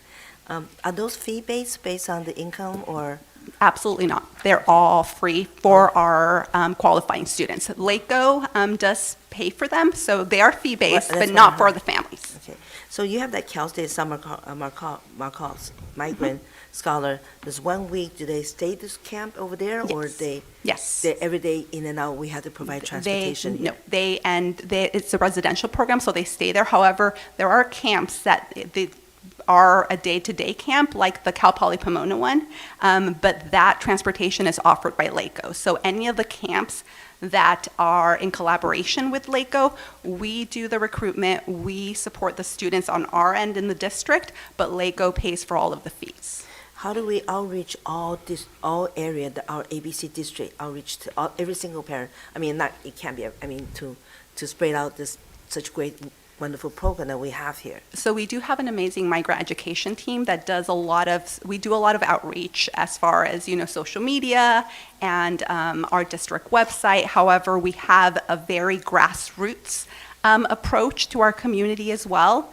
So we try to go to all the different school sites in order to be able to recruit families that do qualify, because oftentimes they might not be aware that they qualify for migrant education. So we want to make sure that they know that, again, the qualifications for migrant education are not based on the student's language, their immigration status. It's all based on whether the parent is involved in migrant work, which is agricultural work. Staffing shortage is hard because during summer, like me, I don't like to teach summer school. But we have some retirement teacher, maybe you can kind of outreach them to help us. That would be really great. Work with them. That's a great idea. Thank you. All right, Dr. Bray, to you and your staff, thank you for an excellent report. Thank you for having us. Thank you.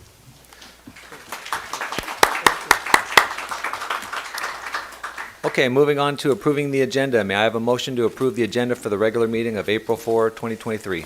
So moved. Second by Sophia. All those in favor? Aye. Any opposed? Motion passes. Approval of the minutes. May I have a motion to approve the minutes of the regular meeting of March 21, 2023? So moved. You and your second? All those in favor? Aye. Any opposed? Motion passes. Approval of minutes from our other special meeting on March 20, 2023. So moved by Sophia. Second. All those in favor? Aye. Any opposed? Motion passes. All right, Board of Education President's Report.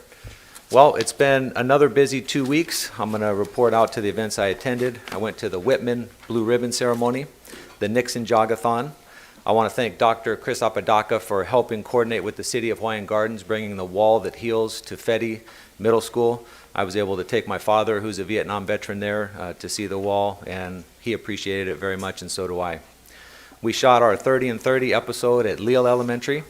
We had a Carmenita Middle School Blue Ribbon Ceremony.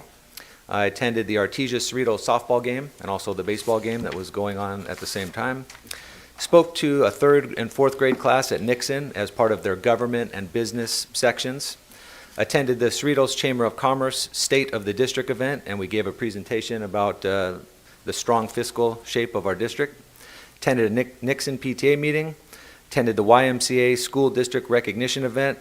Shot another 30 and 30 episode at our virtual academy, and I was very impressed to see the technology there.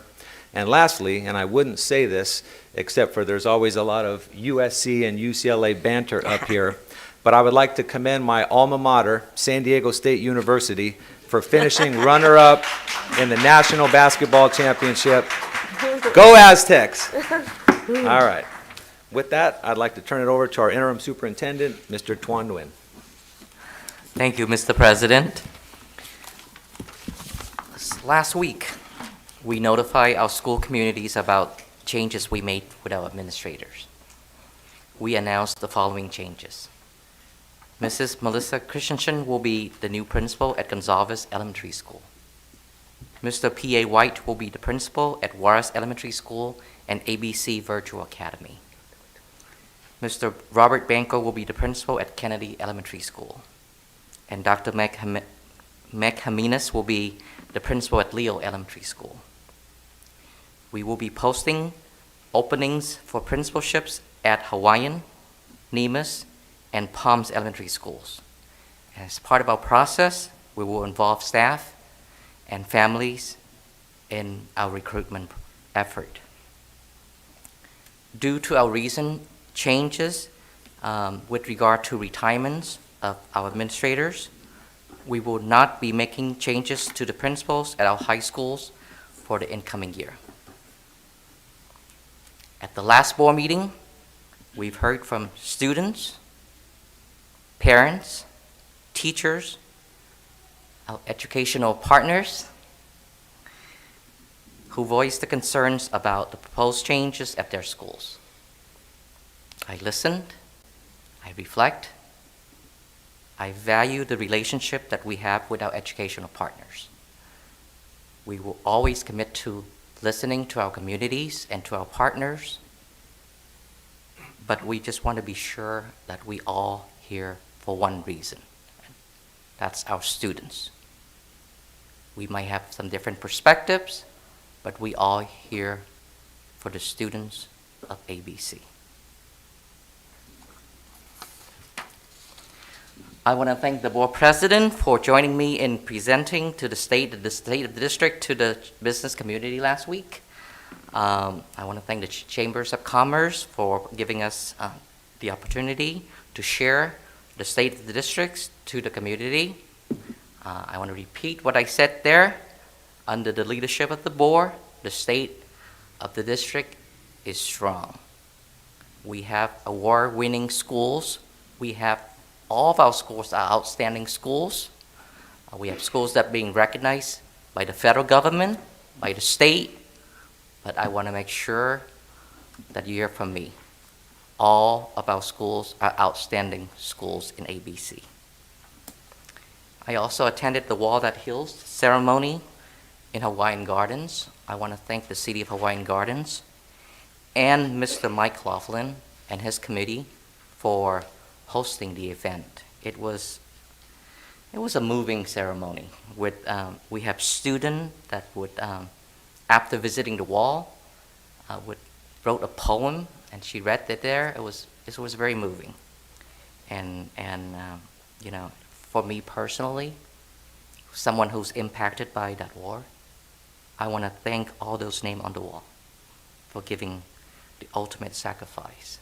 It makes a difference, and I am a living proof of that. Thank you, Mr. President. That's my report. Thank you, Mr. Nguyen. All right, student board representatives. We have Amy Ganatra and Megan Lee from Whitney High School. Please come forward.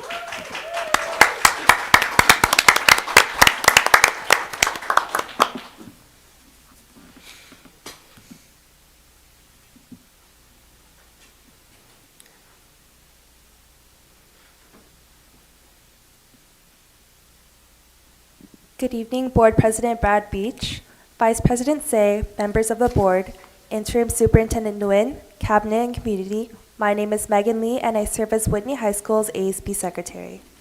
My name is Amy Ganatra, and I serve as Whitney High School's ASB Treasurer. Today, we are speaking on behalf of Whitney High School to present our achievements from our second and third quarter. Throughout the past few months, ASB has continued to emphasize school spirit and unity through numerous events and activities. In December, we had our first winter formal in 3 years with over 200 attendees at the Museum of Latin American Art. It was a great event, and students were able to dance, play games, visit the museum, and more. Our Director of Dances will also be planning our Aloha Dance in June for students to come together one last time before the summer. In January, we had our annual homecoming game against Cerritos High School, where our students proudly cheered on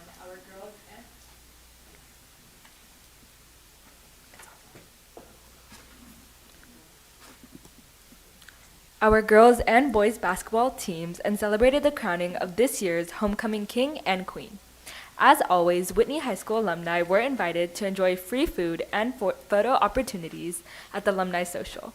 Our girls' varsity team brought home the win, and our boys' varsity team was no short of the redemption, as they made their way to the CIF Championships and state quarterfinals. For years, homecoming has been one of the largest and most anticipated events at Whitney, bringing students, alumni, and Whitney families together.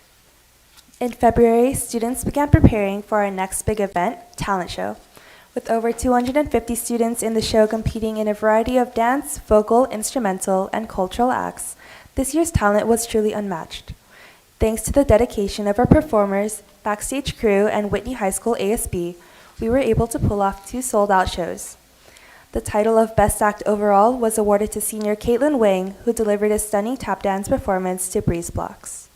This year, we also brought back Clash of the Classes, a fun, spirited event where students from each class battled it out in a series of games as their classmates cheered them on from the sides.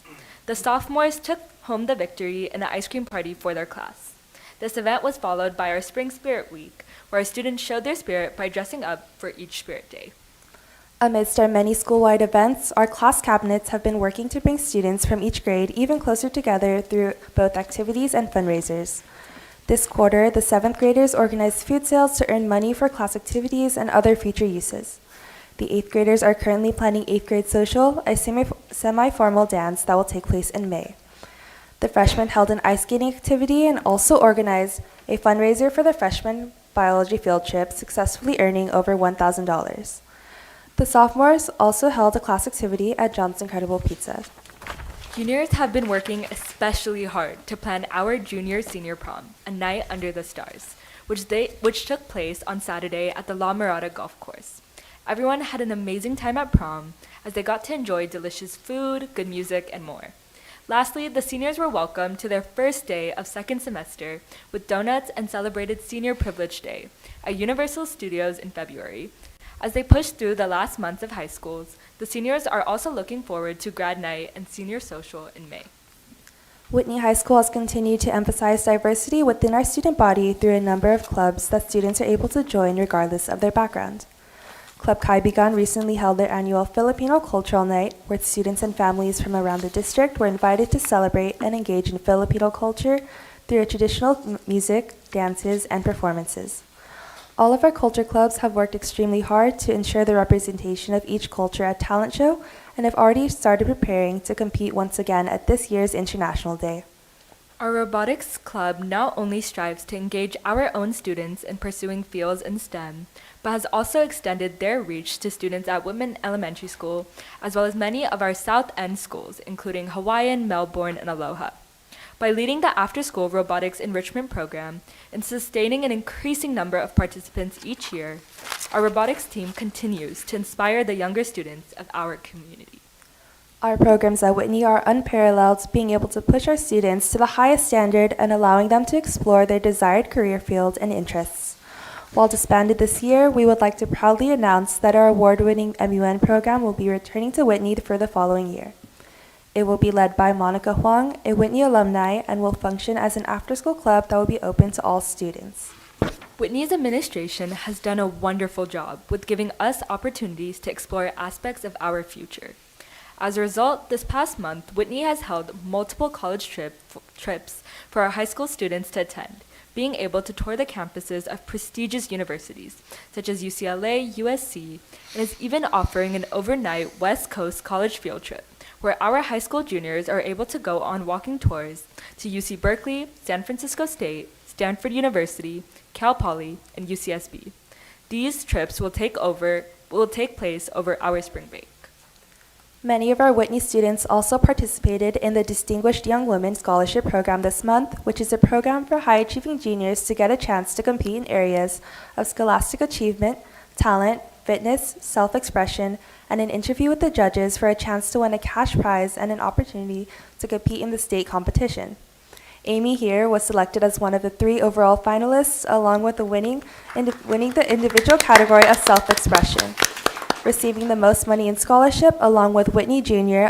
Isla Jerome being selected as the other overall winner. As we know, Whitney students are constantly excelling to new heights.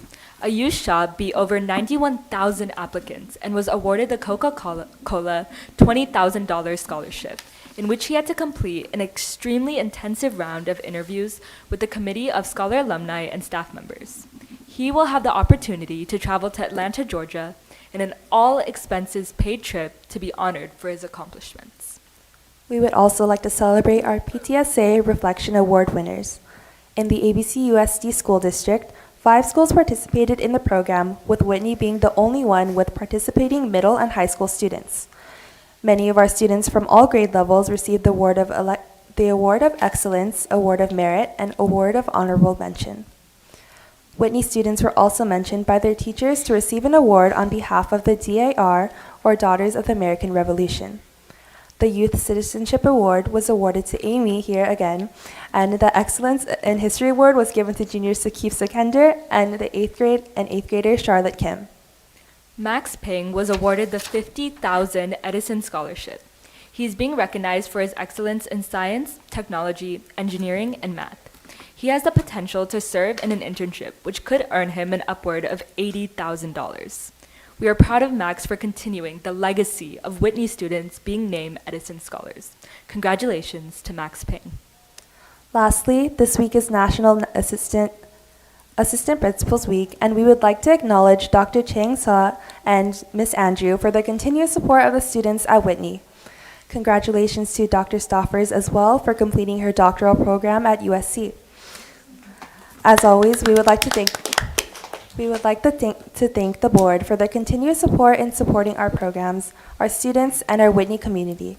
It is because of your support that we are able to progress as the #1 high school in California and allow our students to gain a greater exposure to their career aspirations and interests. Thank you, board members, for your time and dedication in keeping our students educated and protected.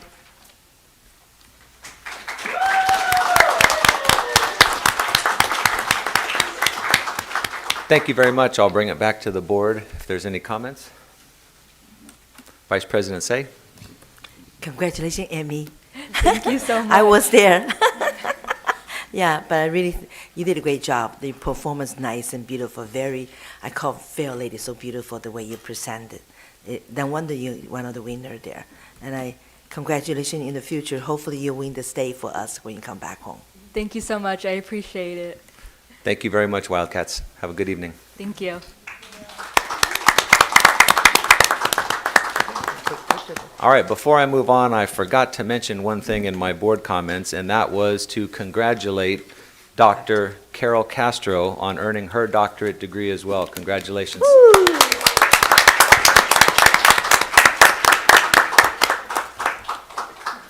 Can we have both educators stand up? 2 more Trojans. Yes, That's what I'm talking about. Yes, Dr. Stockford and Kurt Castro. All right, well, moving on to employee representative reports. I saw him earlier in the galley. I don't know if he's here, Ray Gier or anybody else from ABCFT? Okay. All right, public comments. Clerk Nishii.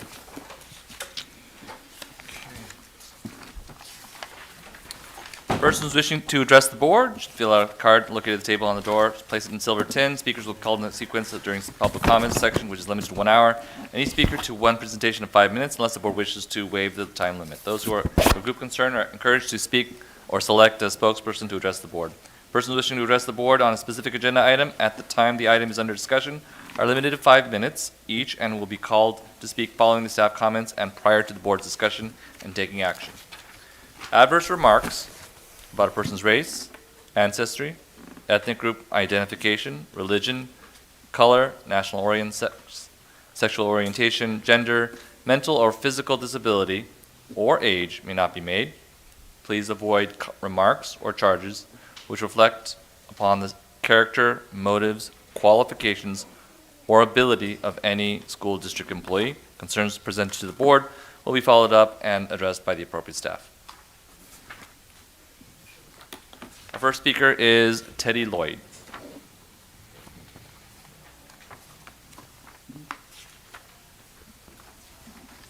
Hi there, my name is Teddy Lloyd. I first want to say thanks to Mr. Ernie Nishi. He gave me the business card, gave me the opportunity to speak to the board. And I know you're a UCLA Law School graduate. I'm a UCLA Management School graduate. We're next to each other. We always run into problems. We always say, go talk to your buddies in the law school. So that's what I'm doing, okay? Any case, I'm talking about pickleball. Pickleball is the fastest growing sport in the US, probably for the last 2-3 years already, and 2023 will become a very major year. Why I'm saying that is because I do see a tremendous benefit for ABC School to promote that sport for the students, elementary, middle school, and high school. Now, in order to do that, I strongly feel that you should have some pickleball courts. And because of that, I came up with the idea when I saw what happened at Gar High School. I thought Gar High School's old tennis courts not being used. I said, well, why? Turned out Gar High School built some new tennis courts. So now I noticed that the old tennis courts are not being used, or maybe only as a parking area, or maybe for storage for a lot of the building materials. So here I am, I'm just going to suggest for the ABC School District, why not consider converting that into pickleball use? And why? It's a low-cost option. And here, I did some work for the city of Cerritos to request the city of Cerritos to add some more pickleball courts.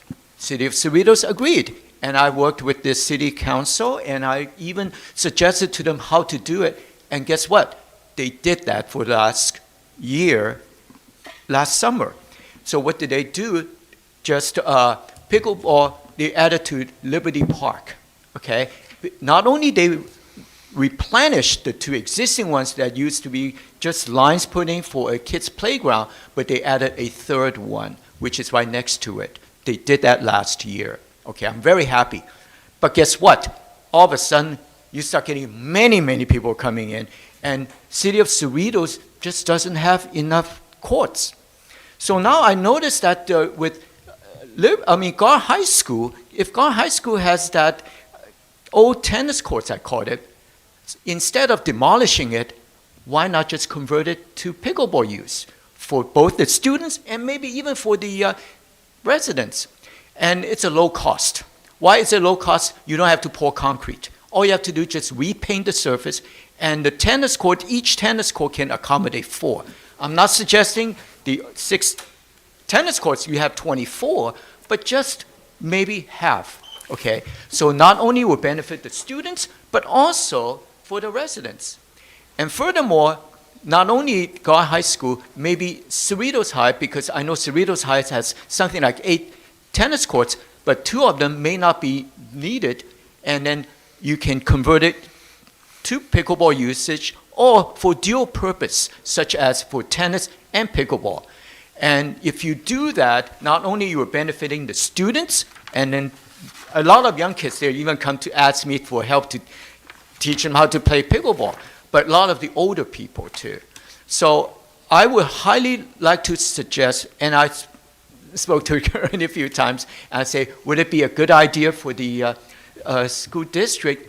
And then he suggests, he said, why not present it to the board? So here I am. I'm presenting it, and I really feel I'd like to, for the ABC school district to consider that favorably. Do not demolish the Gar High School tennis courts. Just convert it. It's a low cost. I'm done. Any questions, I'll be happy to answer you. Thank you. Well, the superintendent will answer questions later. Okay. Do you have any question you'd like me to answer you on that? Because I really feel strongly, and not only myself, but also many other people who come out to Liberty Park to play. And I told them I'd be speaking to the ABC school. They say, great, if you can do that. So unfortunately, we cannot discuss the issue, but the Okay. superintendent will respond to you after this meeting. That's fine. Thank you, sir. Thank you very much. I appreciate it. Number 2, Joe Peck.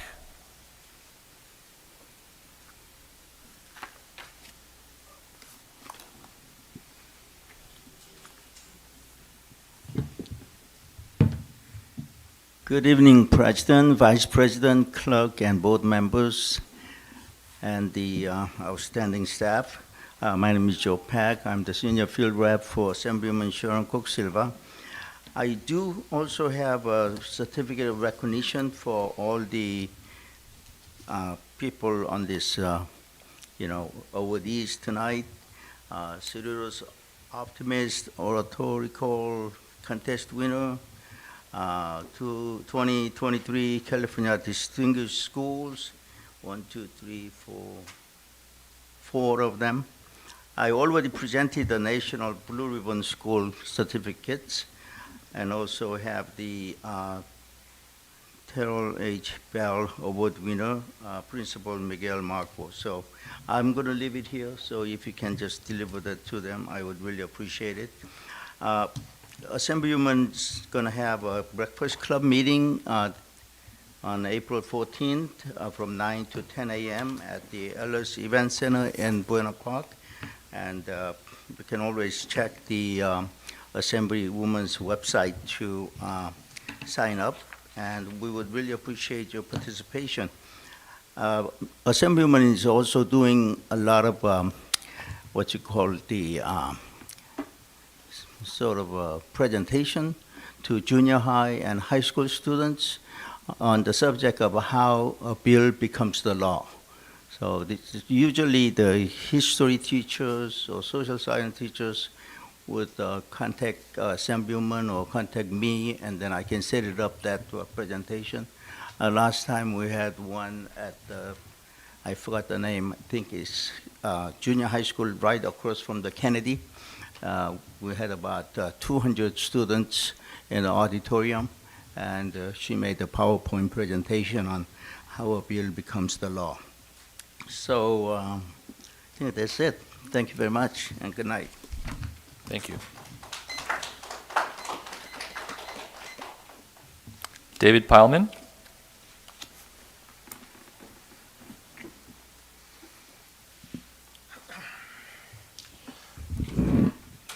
David Pileman, 7842 Squaw Valley Way. Let's talk a lot about sports tonight. Let's talk more about aquatics. When I addressed the board on March 7th, I thought Mr. Nishi ran the shot clock a little fast, and I did not finish what I believed was a 5-minute address, so I will finish tonight. I chose not to speak at 5 minutes to 12 2 weeks ago. For those board members who do not represent the Cerritos High School attendance area, let's remember that Artesia cannot play water polo on campus. The use of the Kanabe pool for competition would be a great benefit, and this would supplement the City of Hawaiian Gardens students, where the city has made strides to upgrade their city pool and promote a local swim team. And should Cerritos High School teams move out of the Cerritos Park East Swim Center, this would provide better access for the Whitney program. And who knows, GAR might be able to again use the pool at Cerritos College rather than squeezing into the Artesia pool. Of course, since March 7th, lots has transpired on this topic. Since then, I've met in person with the superintendent, the school board president, city manager of Cerritos, recreation superintendent from Cerritos, the recreation director from Hawaiian Gardens, and spoken with Mr. Nishi and Mike Gomez, a councilman from Hawaiian Gardens. Because there are a number of legal agreements that might need to be made, it would be inappropriate for me to list in a public meeting the specificity of the number of options that are being discussed. I remind you that working toward a solution to the original request from Cerritos High School parent addresses a safety and liability issue which the district is exposed to on a daily basis. Sophie left. I was going to say, Dr. Say, during the March 21 presentations on college and career programs, as well as campus security, you were outspoken on your interest in the safety of students. I would encourage you to further pursue transportation options for all the GAR and Cerritos students who need to leave their campus for practice, as well as the golfers from all schools who now must leave the confines of the district to practice and participate in matches. Although both boys and girls water polo seasons are over for the year, swim competition for both continue through the month of April. It might behoove you to find an immediate Band-Aid for the transportation of athletes. Thank you. Thank you. Margaret Saito.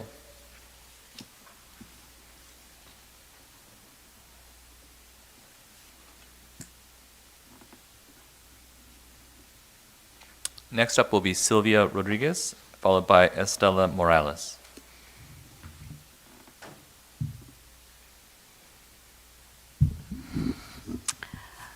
Chairman Beach, members of the board, interim Supervisor Nguyen, thank you for giving me the opportunity to speak. Margaret Saito, I'm a community member. Last meeting, I observed students who are very concerned. They're very appreciative of someone who acknowledged them, who valued them. And so I would like you to ask the administrators of all your programs to have an expectation that they know the names of all the students in their programs and that they speak to them and then find out something about them. You know, so if you make a site visitation, you can ask, how are they doing? What have you noticed, you know? Are there any problems? You know, because this is apparently really important to these students. So I think it behooves us to start asking the administrators to take a little bit more interest instead of just looking at a number, okay? That's one thing. Okay, now, in terms of the principals, generally in public organizations, you don't fire people, not unless they do something criminal. But you generally move people because that person has a skill set that is needed in a different area or different function, okay? So from where I come from, you had to, I'm assuming that you had to move the principals because they had certain skills that were needed in another area, another school, that would help improve that school in terms of how it functions, the environment, whatever. So I So you're not going to do that. But my concern is that the places that you were going to send them, they're not going to have the benefit of that person. The skills that they would bring to that school to help create a better learning environment, a safer environment, whatever reason that you contemplated moving that person, I think that should be addressed because people apparently are afraid of change. That's why they didn't want to lose these people. But change is inevitable, okay? We have to learn how to live with change. So I think that since you're not going to move them, let's come up with a way to transfer skills perhaps so that you can build stronger schools and with whatever, try to focus on what skills they have and how we can share it with the staff there at the school that you want to make it a stronger school, okay? Because I know that you didn't contemplate the move just because they're like pieces on a chessboard. And you just said, okay, we're just going to move him here, that one there, just to move them. Because, you can see how much turmoil it caused. But generally, in public organizations, you move people to help improve the function of whatever group you're moving in. And that's what I'm in terms of managers, okay? But maybe you need to talk about change too. How to deal with change. Because apparently people aren't ready for change. Because this is a school district and all parts have to be functioning, okay? Just because it's really good at one does not mean we neglect the others. Because if that person can help improve the environment, improve the whether learning environment, safety, whatever. 1 minute. We need to do that, okay? Thank you. Thank you.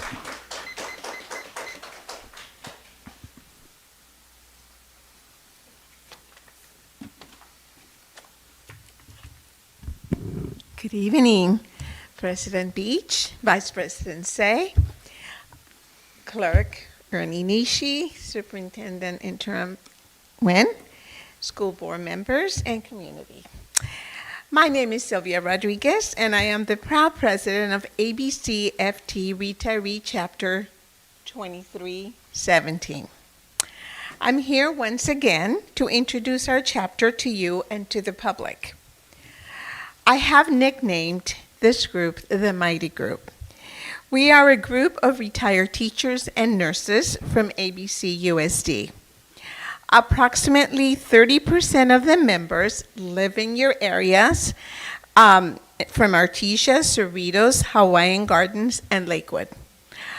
Although others do not live in these areas, their hearts are still in the district where they served for many years.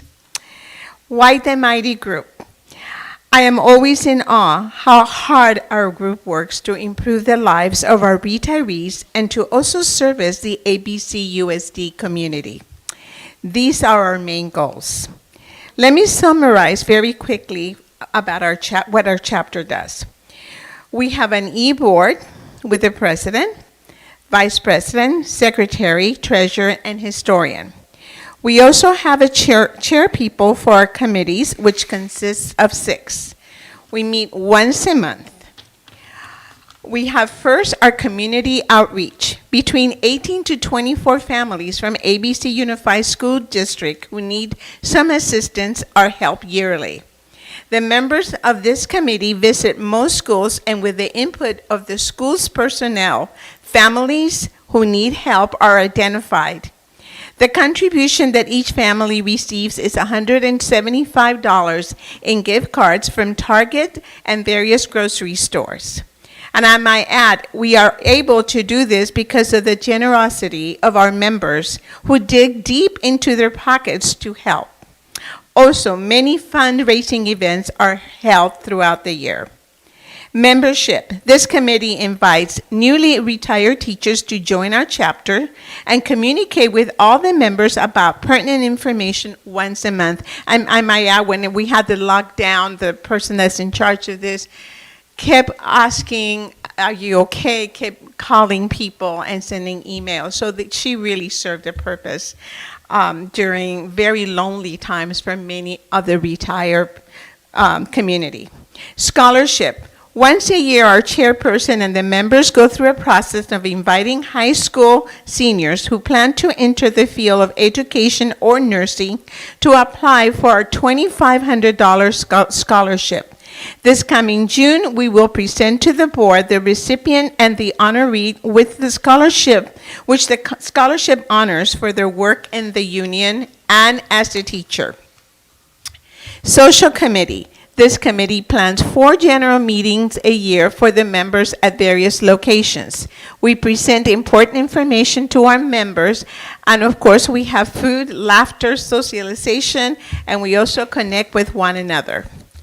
Social Justice and Legislative Committee. This committee keeps our members abreast of legislation that could impact their retirees' lives. It also develops legislative goals and action plans. I am very delighted to say that some members of this committee have met with 3 board members in the past 2 months. Thank you. They hope to meet with all of you. 1 minute.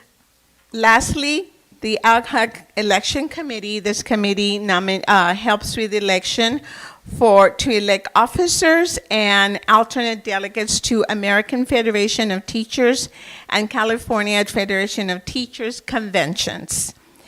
So in a nutshell, this is who we are, and I thank you very much for listening. Thank you and good night.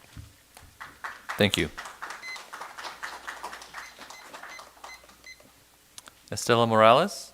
Next up will be Kirit Chauhan. If you come up to...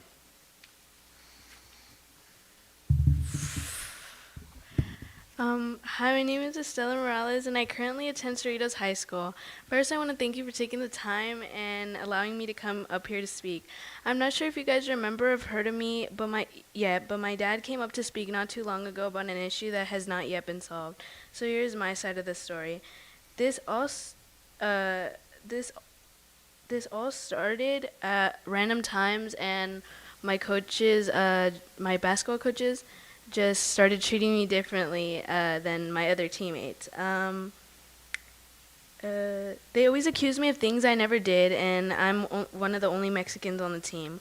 One day I was just cut from the team without a reason. Yes, they said they were making cuts, but it did not make sense at the time because they just cut me like that while evaluation interviews were going on and I hadn't even had mine yet. I had told my coach I wanted to stay for conditioning when they asked me if I wanted to stay or join another sport, but then I was just cut and everyone else was still there. Everyone else was given a reason, but I wasn't, and when I tried to contact them, they never responded to me. Then when me and my parents had a meeting, they finally gave a reason and said it was my attitude. Yes, I have to admit I do have an attitude, but which girl didn't? It's a part of my character, and shouldn't my coaches be the ones helping me with that and using it to get me better? This whole situation has caused so many bad things for me. I was pretty sad and crying all the time and didn't even want to go to school anymore. Then I thought everything was going to get better when we were getting a new principal and at the board meeting. And at the board meeting, when they were there to support the current principal, they mentioned transparency and communication. But where was my transparency and communication when they cut me from the basketball team? I had a lot of goals with athletics and academics, and I wanted to excel in school, and they interfered with that. When my dad talked to the board, they said that this would be resolved and that they would contact us. You guys did contact us, but this was never resolved. You guys say that you're there for the students at the end of the day, so be there for me. I don't know how this looks to you, but to me this looks like racism, which shouldn't be tolerated, especially not from 5 adults against 1 child. Thank you. Thank you.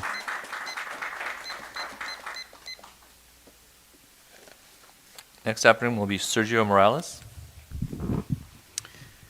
Good evening, Board President Beach, Superintendent Nguyen, board members. My name is Kirit Chauhan, community member and retired educator. I was gratified in seeing the great turnout at the last board meeting by the public. To me, the highlight is seeing young people, those most impacted by your action, speaking to you. As a former public school teacher and administrator, a couple of things that I'd like to say. One, when you accept a job as a school administrator, you accept the fact that it is a common practice in many districts to move staff around as needed, based on skill set, based on needs of the students. I know Mr. Garcia has been our teacher since 2009. How do I know that? Because I visited that school at that time. During that time, at Cerritos, we've had 3 principals.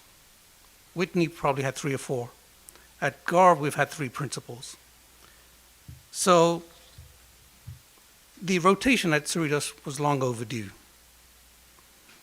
But a wholesale change in administration on one campus cannot be justified. There has to be a structured change and a responsible transition plan. Calendaring a master schedule at a high school is not a simple task. And unless there's somebody with some historical knowledge, you'd have utter chaos. Believe me, I've seen it. The biggest lesson that we should learn from this is that when we make big changes that has impact on our community, is the importance of over-communicating. It is not your intentions, but it's important to communicate. It may not lessen the uproar, but at least you are transparent in your process. It was true in the pandemic, and it is true now. Last meeting, a member of the public spoke out about our former superintendent, and I guess some board members found the speaker's comment to be objectionable. Some board members interfered or tried to intercede. You know better than that. In order to maintain a good decorum with the public, you too must demonstrate good behavior. According to your CSBA, Bylaw 9323, boards will often have a board president recognize the speaker and then proceed comment, ideally as briefly as possible. The board president may rule on the appropriateness of a topic raised by a speaker, but the board shall not prohibit a public criticism of the district, of its employee, no matter how harsh. I may not agree with the board statements by board members or public, both here or on social media. But it is the diversity of thought that makes this community what it is. You, however, will always remain representatives of the ABCUSD, no matter what forum you are in. You know, we have diversity of thought, different perspective, but that should create us to deliver programs that enable our students to benefit economically. This body of students that you have been entrusted with is the next generation of workers who will pay for your pension and your Social Security. Do right by them. To me, one of the most important things that I want the board to focus on is parent engagement. And part of that is, when you look at parent engagement, 1 minute. it should drive us to look at all the elements that we need to focus on the LCAP or the document or the services that we need to provide our students. Basic services, implementation of the standards, pupil achievement, pupil engagement, school climate, course access. They have a lot of legislation that's passed, and I will come and talk to you guys about that a little later on some of the meeting. But please focus on why there are changes. Why do we have to go to public to make changes in education that we know that we should do by ourselves? We don't need anybody to tell us what's right for our kids and our community. But yet, through public discourse, things are being pushed down boards because things are not getting done. Thank you.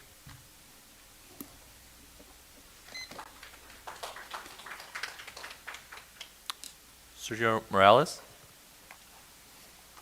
Next would be Eddie Salcido. Yes, hi. Thank you again for allowing me to speak.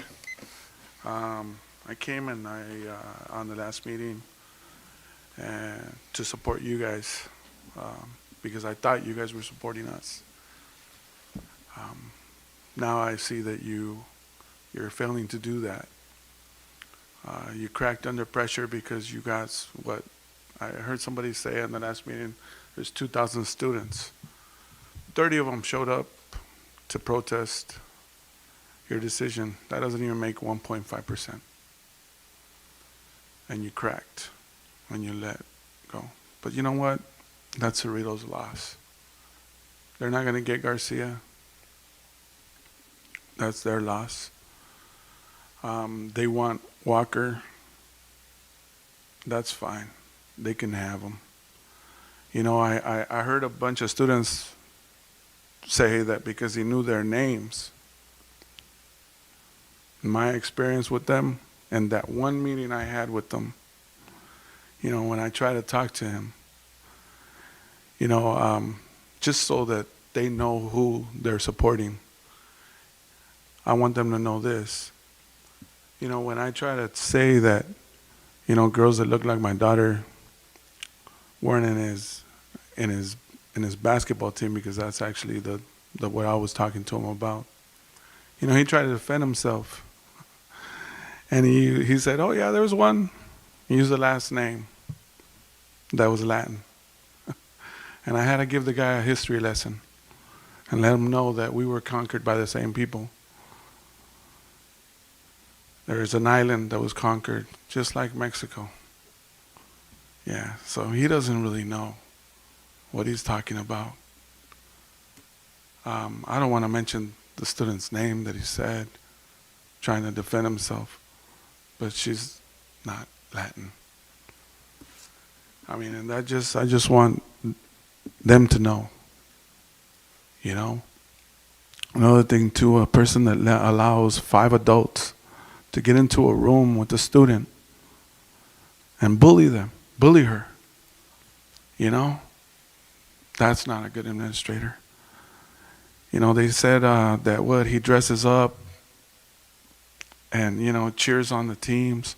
We don't need a cheerleader. We don't need a clown. We need a principal. That's what they need. You know, I was at every game. I actually drove an hour to go watch my daughter play. I didn't see him at that game. I don't know where he was. I was at every game. I never saw him. So I don't know what they're talking about. But I gotta say, you know, if you're not, I'm gonna try and move my daughter out of that school and go to Artesia. Go home. Actually, I had a conversation with Mr. Garcia. He said, bring her home. That man actually made me feel wanted, made my daughter feel wanted, made her feel like she belonged.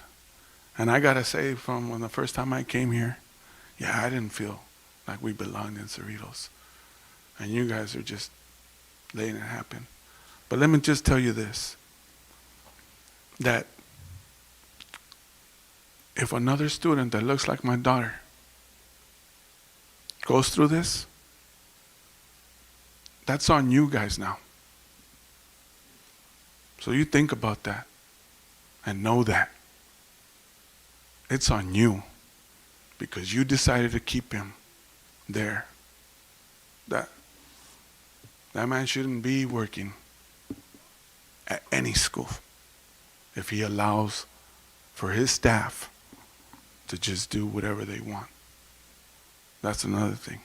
That's why they fought so hard. I'd fight hard too if I was never held accountable. But you know what? Teachers should be held accountable. And that's one thing he doesn't do. So that's all I have to say. Thank you.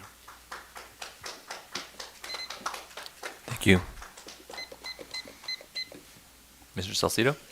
Good evening. I was not expecting that, but thank you, Mr. and your daughter, for speaking up. congratulations on your doctorate. That's fantastic, and hopefully we have more coming into our district, into our front office. I apologize. Normally I like to dress up for this, but ran out the soccer field, have to run back to the soccer field. Good thing you guys are always late on the board meeting, so and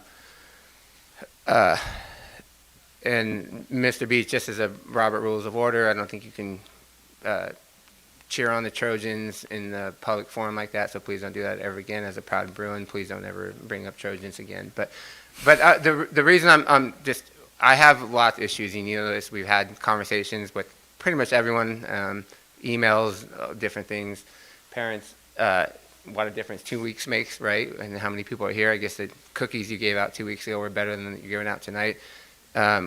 But what I just wanted to bring up right now, and I have plenty of issues, including what the gentleman brought up about the pool, access,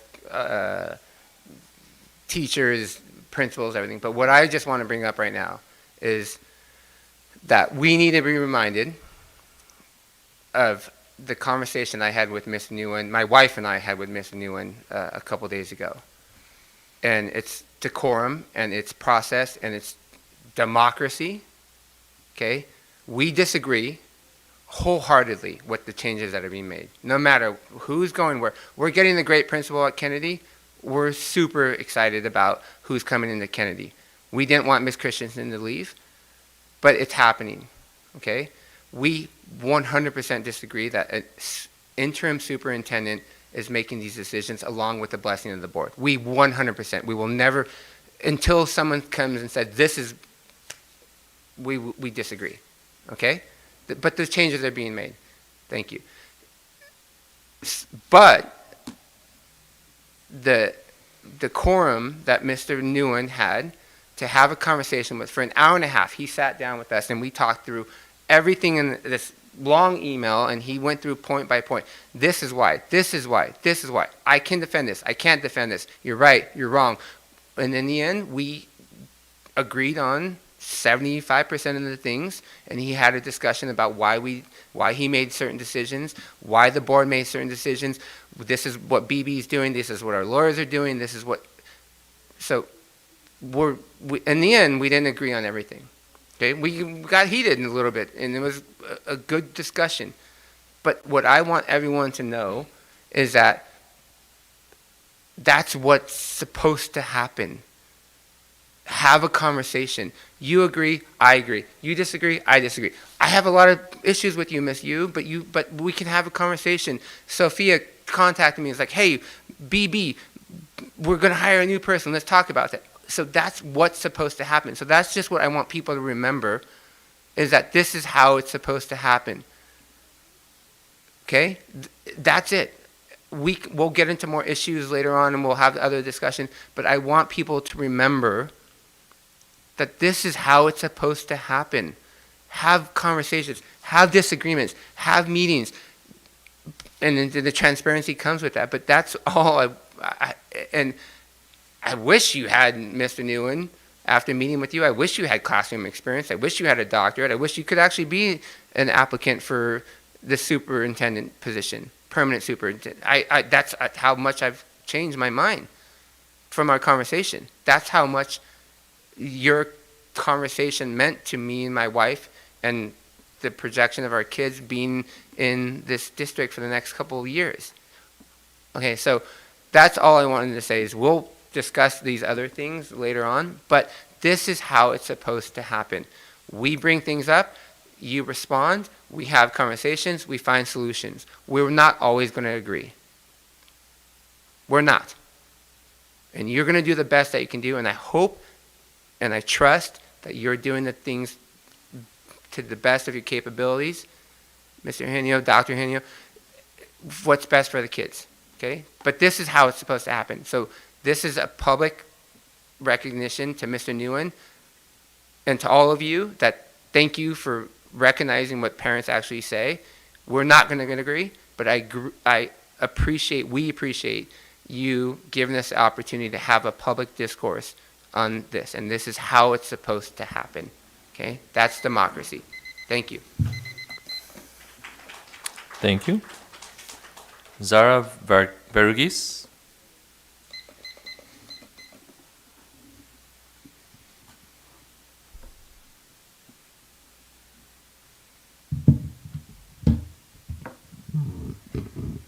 Dear respected board members of the ABC Unified School District, I'm here today on the topic of why you are allowing someone to slander the reputation of the Cerritos High School girls basketball program on false allegations of drug use and bullying within the program, even when there's no evidence to support it. These false allegations have taken a toll on the program, as a YouTube video about these allegations has emerged with now over 1,100 views online. Social media exposure like this can prejudge the outcome of a situation before any valid evidence is sustained.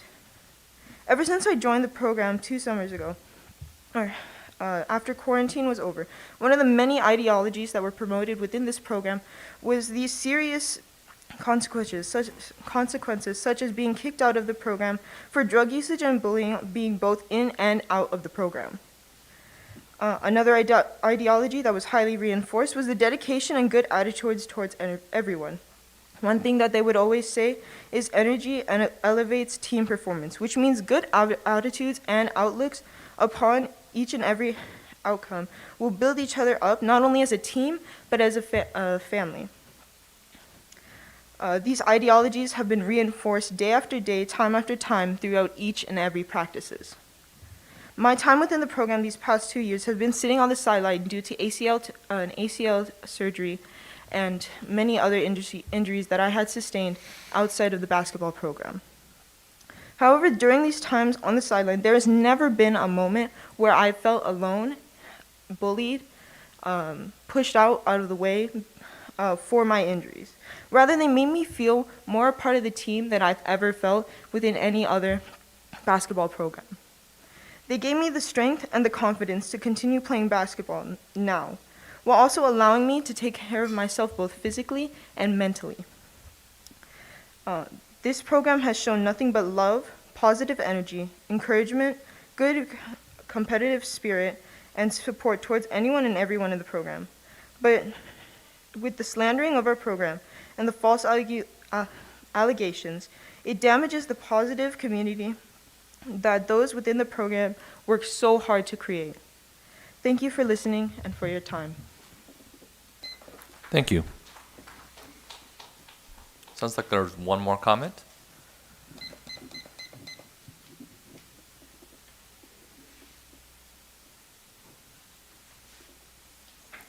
Aaron Jordan.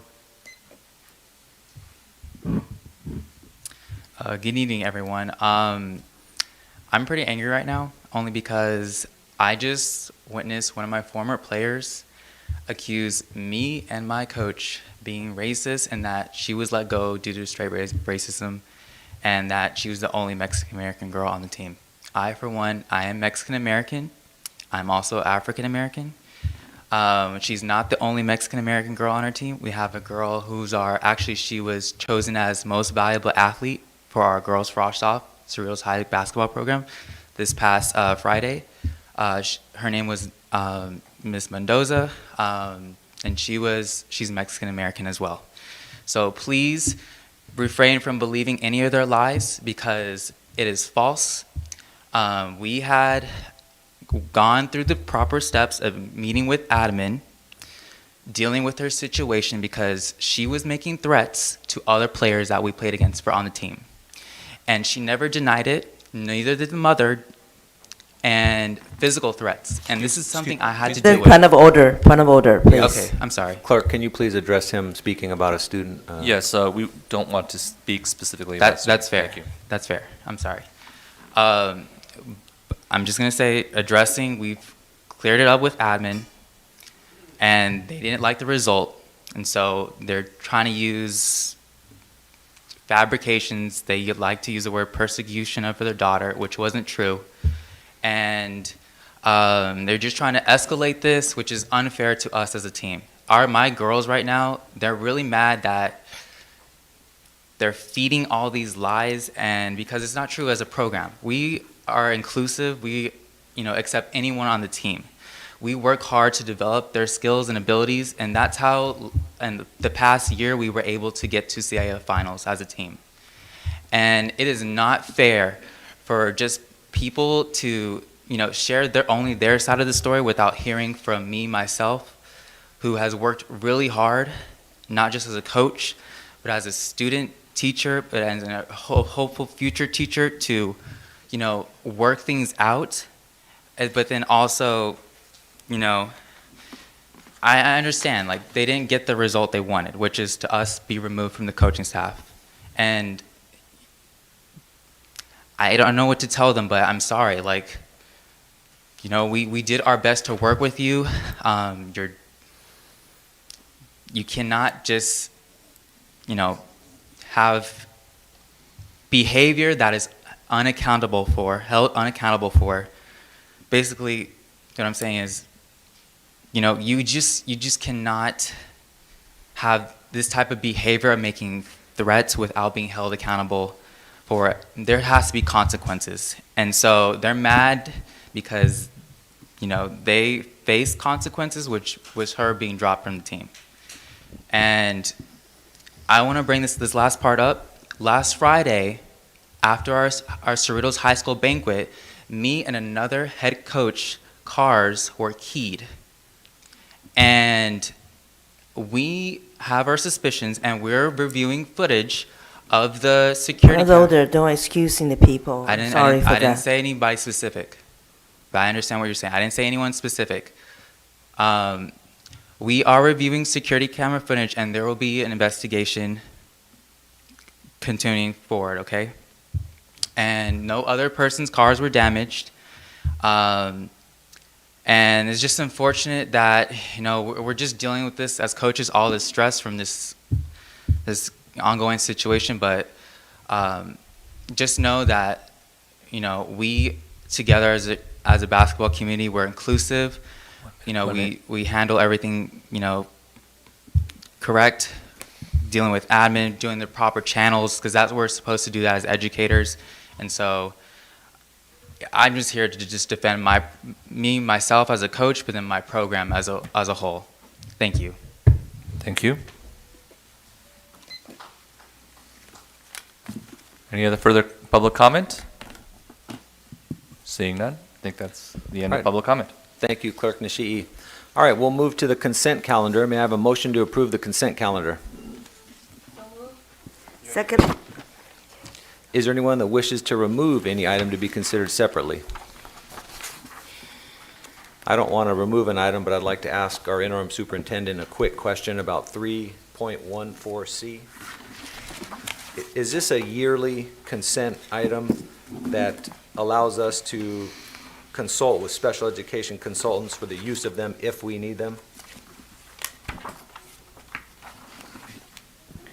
That is correct. So the list provides the option for the district to utilize any of these vendors as needed in the special education programs. So it requires approval from the board before we can contract with these providers. And if anybody was a bad provider, we would remove them most likely from the list the following year? Correct. They have to meet all of our requirements regarding insurance and performance, and we do review them at least annually, if not sooner, when we have concerns from parents and families regarding their services. Clearly, we will review and adjust and remove them from the recommended list should we need to. Okay, thank you, sir. Seeing no further comments, all those in favor? Aye. Any opposed? Motion passes 6-0. Introductions, Mr. Nguyen. Thank you, the board, for approving the personnel report. Tonight, I would like to call Dr. Josie Summers up.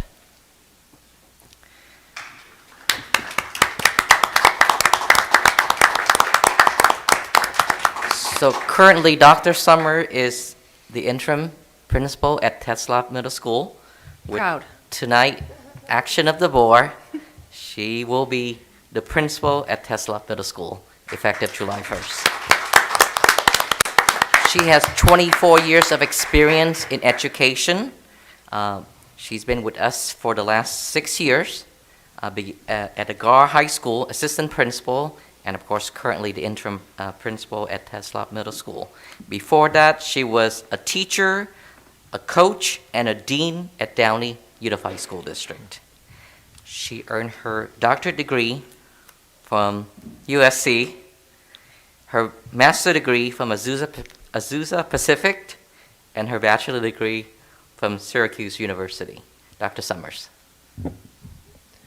Good evening, President Beach, Vice President Say, Clerk Nishii, distinguished cabinet, and also esteemed, distinguished board members, our interim superintendent, Mr. Nguyen, and our esteemed cabinet members who are in attendance tonight. I am truly humbled by the appointment as the new proud principal at Tetzlaff Middle School. Serving as interim principal at Tetzlaff has given me a deeper understanding of how influential the middle school experience is and how it can shape the success and the vital role middle school educators play in this process. I look forward to working with our incredible staff to continue the great work we are doing at Tetzlaff Middle School. We are known for our long tradition of providing all of our students with exceptional opportunities to prepare them for high school and beyond. My goal is to ensure that our students continue to thrive socially and academically so they are successfully positioned for the vast opportunities that lie ahead. I am committed to working with our families to ensure their voice is heard as we work together to tend to the needs of our students. This remains my passion, which is to empower others to dream and do. I would like to take this time to also thank my parents who are in Buffalo, so it's a little late. They're probably in bed, but I'll just give them a recording. So hi, Mom and Dad, who are tuning in from New York. My twin sister, who's probably also in bed. She's watching from Connecticut. My husband, who's at work. He is watching while he's at work, but we won't tell his boss. And my mom, who is watching, my mother-in-law, who's watching at home. I would also like to thank my mentors and role models who are also here in attendance this evening. So thank you for also encouraging me and empowering me to also dream and do. I'm really looking forward to this next part in my journey in education. I dove into this one summer day and I made the commitment and said, like, this is what I was born to do. And so I very much appreciate the vote of confidence and I look forward to the years ahead. Thank you. All right, I'll bring it back to the board. Clerk Nishii. So I'd like to say congratulations twice. Thank you. For both, and I've seen you at GAR, and what I like about your leadership at GAR and at Tetzlaff is you tell it exactly the way it is. No dressing it up. You let me know exactly what's true, what's not, and honesty is very important. And being on time and doing things right is a great thing for a principal, and I think you will do great. You are born to do this. I wish you the best of success in our district. Thank you. Thank you. Dr. Summers, congratulations, and we all wish you well.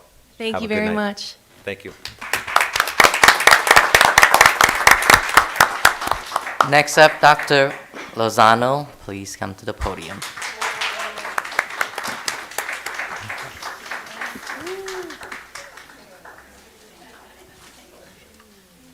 I want to thank the board for approving the appointment of Dr. Lozano to be our next Director of School Services for elementary school.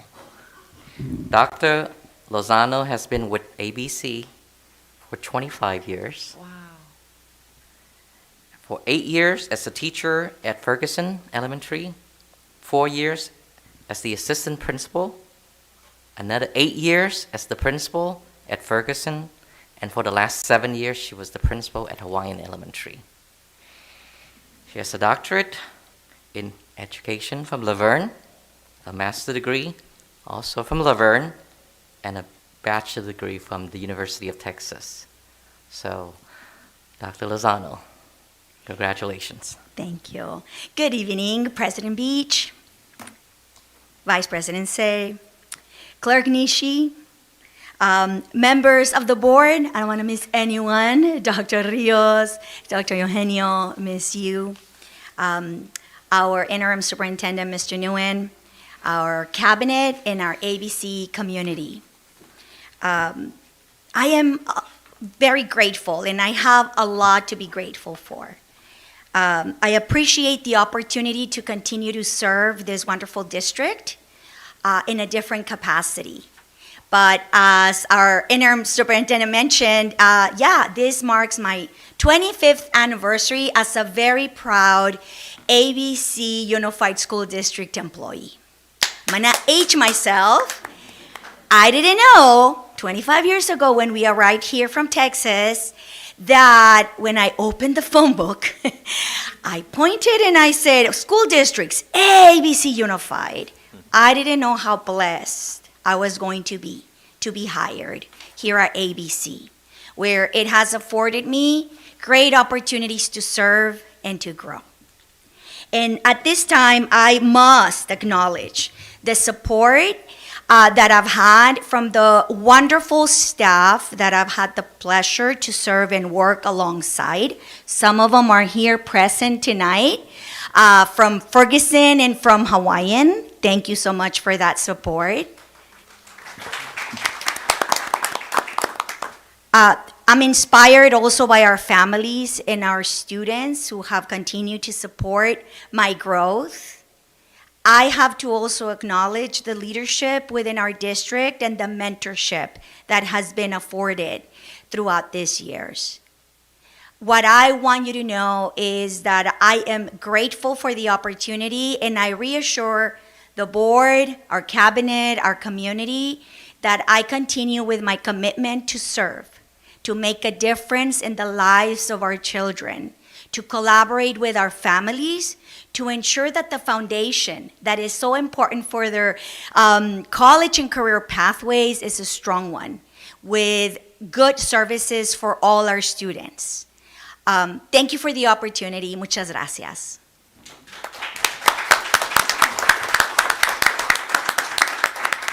All right, I'd like to bring it back to my board colleagues. Anybody have comment?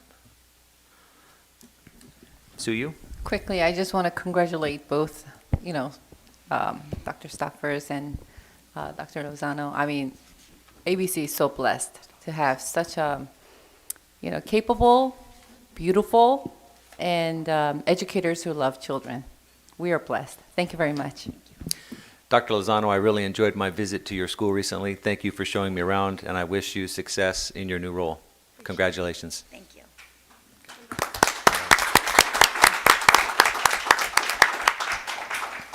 Okay, we'll move on to our action items. 1.2A, may I have a motion to approve community member and student appointments to the board advisory committees? Any public comment? Yes, we do. Mr. David Pileman.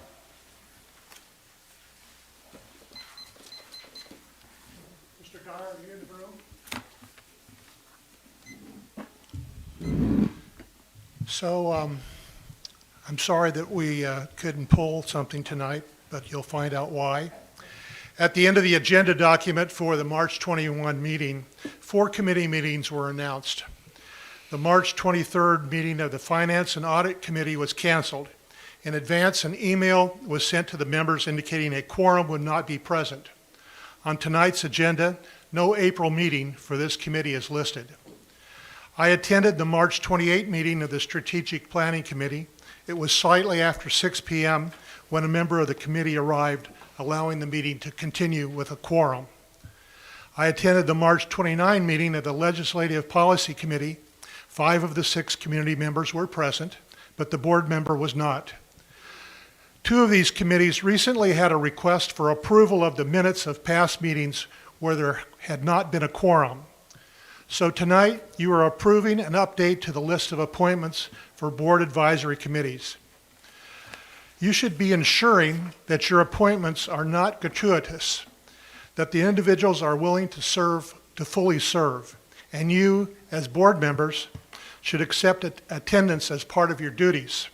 Your attendance validates your willingness to participate with the public in a collegial way. So my point was earlier that I believe that it would have been appropriate for the Audit and Finance Committee to review the contracts with special education consultants. And since there was not a March meeting of this group and no scheduling of a meeting for April, this detailed, overpriced proposal goes without a third-party review. And while we're talking about calendar, I'm dismayed that this is the only April meeting when you were forced to hurry through your agenda on March 21. It may well be that a full agenda may still exist for later this month. The board president could well call a special meeting for April 18 or thereafter. Thank you. Any further comments? I don't see any. Okay, all those in favor? Aye. Any opposed? Motion passes. 2.4A, may I have a motion to approve Resolution 22-67 proclaiming May 10, 2023, the Day of the Employee to honor all ABC Unified District School employees? Motion to approve, Eugenio.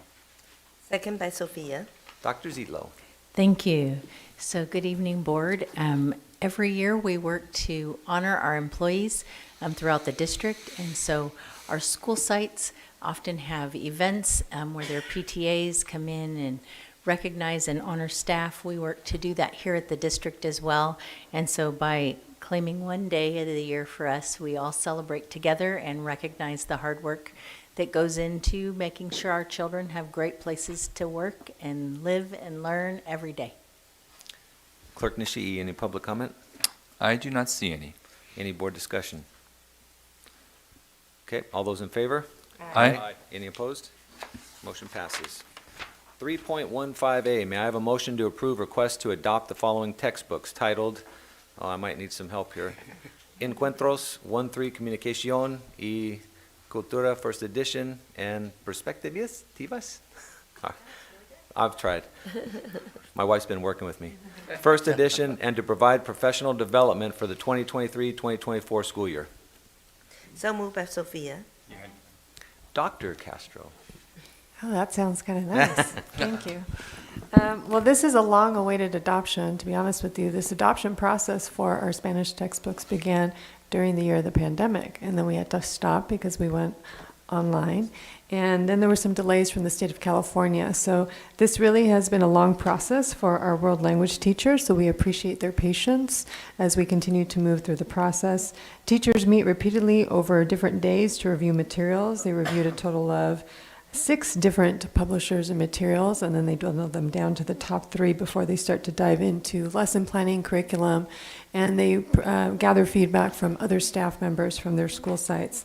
Encuentros was rated at the top for overall average use for a friendly interface, as well as for the different curriculum items that we look for that include assessments, meeting the standards for the state of California, and supporting our various learners in ABC. Okay, any public comments, clerk? I don't see any. Any discussion? I see Suyu. Yes. I was just looking at the price of the books. Is it normally this expensive? It actually is normally that expensive. It's just bundled together differently now. Before you had options for a la carte. Now they really do bundle the physical book, workbooks, and the online components all together. It's no more a la carte options. So we purchase like 50, 100 to cover like a whole class, right? We, because of the Williams Act, we have to buy one for every single student Yes. that is enrolled in the course. So class sets are no longer viable. They have to be for each individual student. I see. Wow. Okay, that's it. Okay, thank you. All those in favor? Aye. Any opposed? Motion passes. 3.16A, may I have a motion to approve request to adopt the following textbook titled Plazas, 5th edition, Art of Mesoamerica, from Olmec to Aztec, 6th edition, for the early college programs at Whitney High School and Artesia High School for 23-24 school year. So moved, Nishi. Second by Sophia. Dr. Castro. Again, this represents the next level of our dual enrollment early college programs at both Artesia High School and Whitney High School, and you can see Spanish 101, Spanish 102 as being part of those next courses, along with Art 105. Any public comments? I don't see any. Any board discussion? Clerk Nishii. So, good book. I got to read through some. It's very dense and college level. $297 is for the bundle, which is a hard copy and access to Plaza Mind Tap. I didn't get to see. Was that also as part of the package that was out there? I'll have to follow up with that, so I'll let you know through our Thursday board notes. Okay, all right. Thank Because I you. saw this one, and it's a really good one. I just didn't see the other one. And I looked at the other books that were there. Okay, I'll Thank take a look. Thank you. All right, all those in favor? Aye. Aye. Any opposed? Motion passes. 3.178, may I have a motion to approve a new high school course titled Advanced Placement AP Pre-Calculus to begin in the 23-24 school year? So move, Nishi. You want to do a second? Dr. Castro. I'm happy to provide an overview of our next layer of advanced placement courses, which is the pre-calculus course. This is really a College Board's initiative to open access to advanced placement for a variety of students. This course not only provides the various areas of mathematics, such as polynomial and rational functions, exponential and logarithmic functions, but also prepares students for college-level coursework. Okay, any public comments? I don't see any. Any board discussion? All right, Ms. Suyu. So before, AP Calculus used to start at AP Calculus A, B, or AP Calculus BC. But now pre-calculus is categorized in the AP course. Is that how it is? That's correct, yeah. Students can have the options to take AP Pre-Calculus, and they can still also take AP Calculus AB or BC. It's just another option for students. What is the advantage or the benefit? Well, for some students who are not necessarily going to be full STEM majors, who don't want to go all the way through calculus, maybe pre-calculus is as far as they need to go in order to show their quality and level of mathematics for the course that they're interested in. I see. Okay. So they have to pay for the AP course and pay for the AP test? Yeah, Just the exam. They just pay for the exam. yeah, okay. College Board is doing some business. Thank you. All right, thank you, Sue. All I know is I'm having a bad flashback looking at the word calculus. I got my lowest grade in all of high school in my senior year in that class. Anyway, I regress. Okay, all those in favor? Aye. Any opposed? Motion passes. 3.18A, may I have a motion to approve request to renew contract with the Certification and Career Pathways Readiness Group, LLC, 2CPR, to provide implementation support services for the career and technical education CTE pathways in ABC Unified in accordance with state regulations. May I have a motion, please? Motion to approve, Eugenio. Second, Nishi. Dr. Castro. Again, as you heard from our previous board meeting, the expansion of our CTE courses, this is part of our K-12 Strong Workforce Grant as well as our CTIC grant. It requires that we make sure that our CTE teachers have industry certifications, that they're up to date with those certifications, and that we're forming strong partnerships with various industry individuals and programs in order to provide our students with the best type of experiences, such as experiences with arts, media, and entertainment, as well as experiences with STEM and other CTE areas. Any public comments? I don't see any. Any board discussion? Suyu. Sorry. So does this mean that our current CTE program will be able to tap into this funding? Yes, this is a contractor that helps support the funding that we've already received. So it's going to sort of enhance and support our current CTE teachers and the programs? Exactly. I see. Okay, fantastic. Thank you so much. All right, all those in favor? Aye. Any opposed? Motion passes. 4.4A, may I have a motion to approve bid award ABC 1606 Ross Middle School modernization to Miller Construction as lowest responsive and responsible bidder? So moved by Sophia. Eugenio, second. Any public comments? I don't see any. Any board discussion? Seeing none, all those in favor? Aye. Any opposed?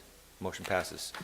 4.5A, may I have a motion to approve bid award ABC 1607 Tetzloff Middle School modernization to 2H Construction, Inc. as the lowest responsive and responsible bidder? Second by Sophia. Any public comment? I don't see any. Any board discussion? Clerk Nishii. So we only got one bid on this. We advertised in the places that you would normally have construction. That is correct. Thank you. I'll answer the question. So we actually invited 5 contractors during the job walk to submit the bid, but unfortunately, one of them was declared non-responsive and non-responsible because they did not completely fill out the required documents, and we believe they also missed one subcontractor.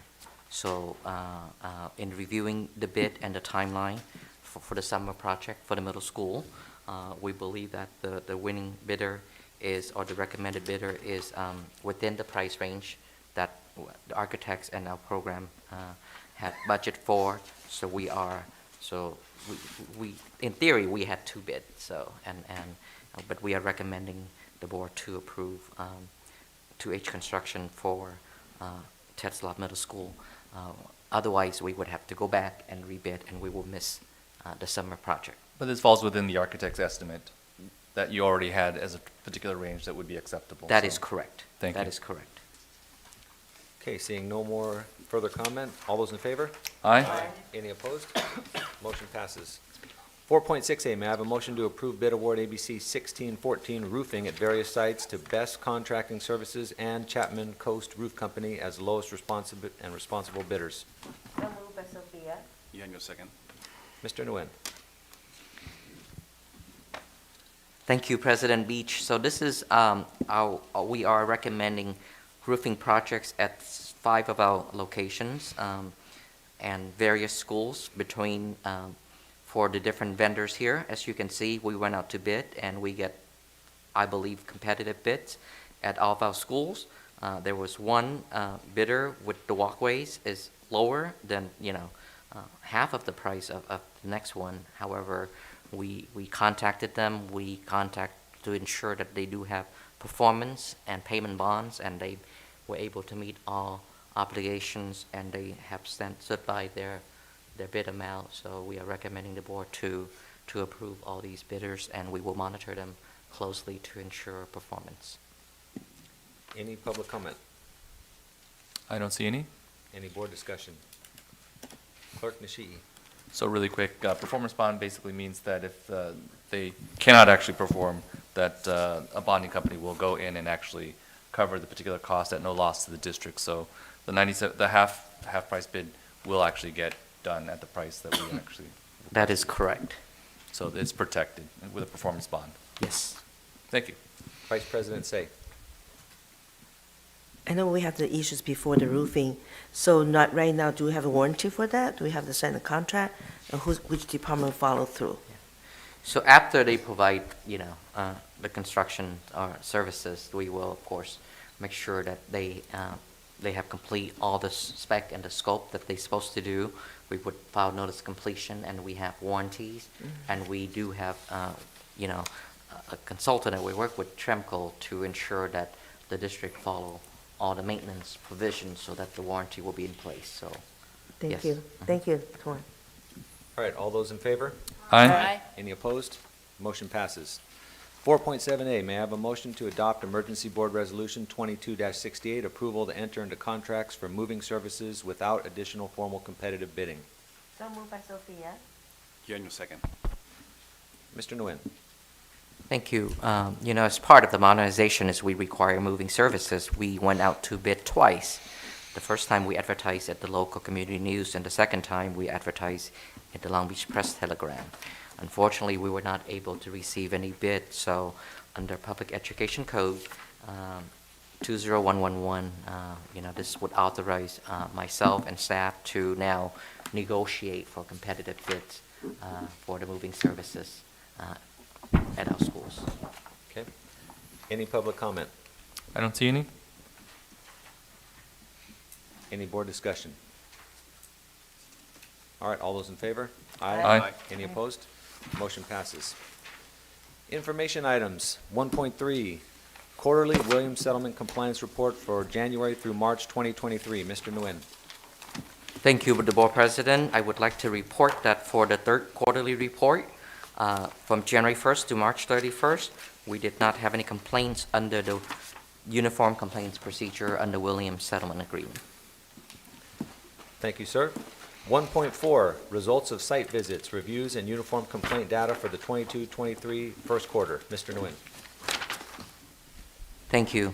This is the result of the audit by LACO that they visited our schools, and they are reporting to the board that based on their visit, all of our schools have met all the requirements regarding instructional materials, regarding facilities, and regarding teaching vacancy and misassignment. So we are all fully in compliance. Thank you, sir. All right, board member reports. Let's start with Dr. Yenyo, please. Thank you, Mr. President. On Friday, March 10th, I attended Warriors Elementary School's Read Aloud along with Mr. President Brad Beach and Madam VP Sophia Say. I read The Little Engine That Could to Mrs. Castro's and Mrs. Sign's second grade classrooms. I actually had a lot more fun than I thought I was going to have. Thank you, Dr. Balbuena, for the invitation, and thank you, Mrs. Castro and Mrs. Sines, for allowing me to read to your classrooms. On Tuesday, March 28th, I attended the Strategic Planning Board Advisory Committee meeting. Thank you, Dr. Rochelle Chavez, for an informative presentation on SELPA. I gained a lot of insight on planning for my own daughter, who with special needs, transition into adulthood. I'd like to congratulate one of my committee members of our Diversity, Unity, and Equity Committee, Mrs. Jennifer Prudhomme Booker. Jennifer was one of 35 recipients for the Woman of Distinction Award from Assemblywoman Sharon Quirk Silva. This award was presented to women whose service has made a positive impact on our communities. Congratulations again, Mrs. Jennifer Prudhomme Booker, and keep up the influential work. Lastly, I want to wish everyone a relaxing spring break next week, and I hope you all have a happy Easter. May God bless you all and keep you well. Mr. President. Thank you, sir. Board member Sue Yu. Thank you, Mr. President. Last week I attended the State of the District sponsored by the Chamber, and really want to thank Interim Superintendent Tuan and President Brad Beach did a fantastic job. And it was like a reunion.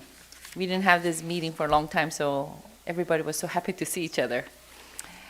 I'd like to take this time to say thank you to our ABC cabinet, including our interim superintendent, Tuan, and our cabinet members, Dr. Zidlow, Scott Smith, and Dr. Mayfield, and Dr. Carol Castro during the COVID, the whole shutdown.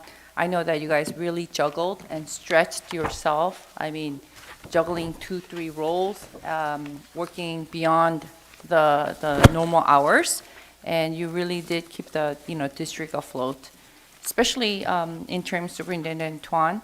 I know that you juggled 2 roles, 2 jobs for the past few years as interim superintendent and CFO, and really played a critical role helping our district through the transition, especially with during the pandemic, as well as the transition with the search for new superintendent, serving as interim superintendent, because I mean you were already in that role. So thank you very much.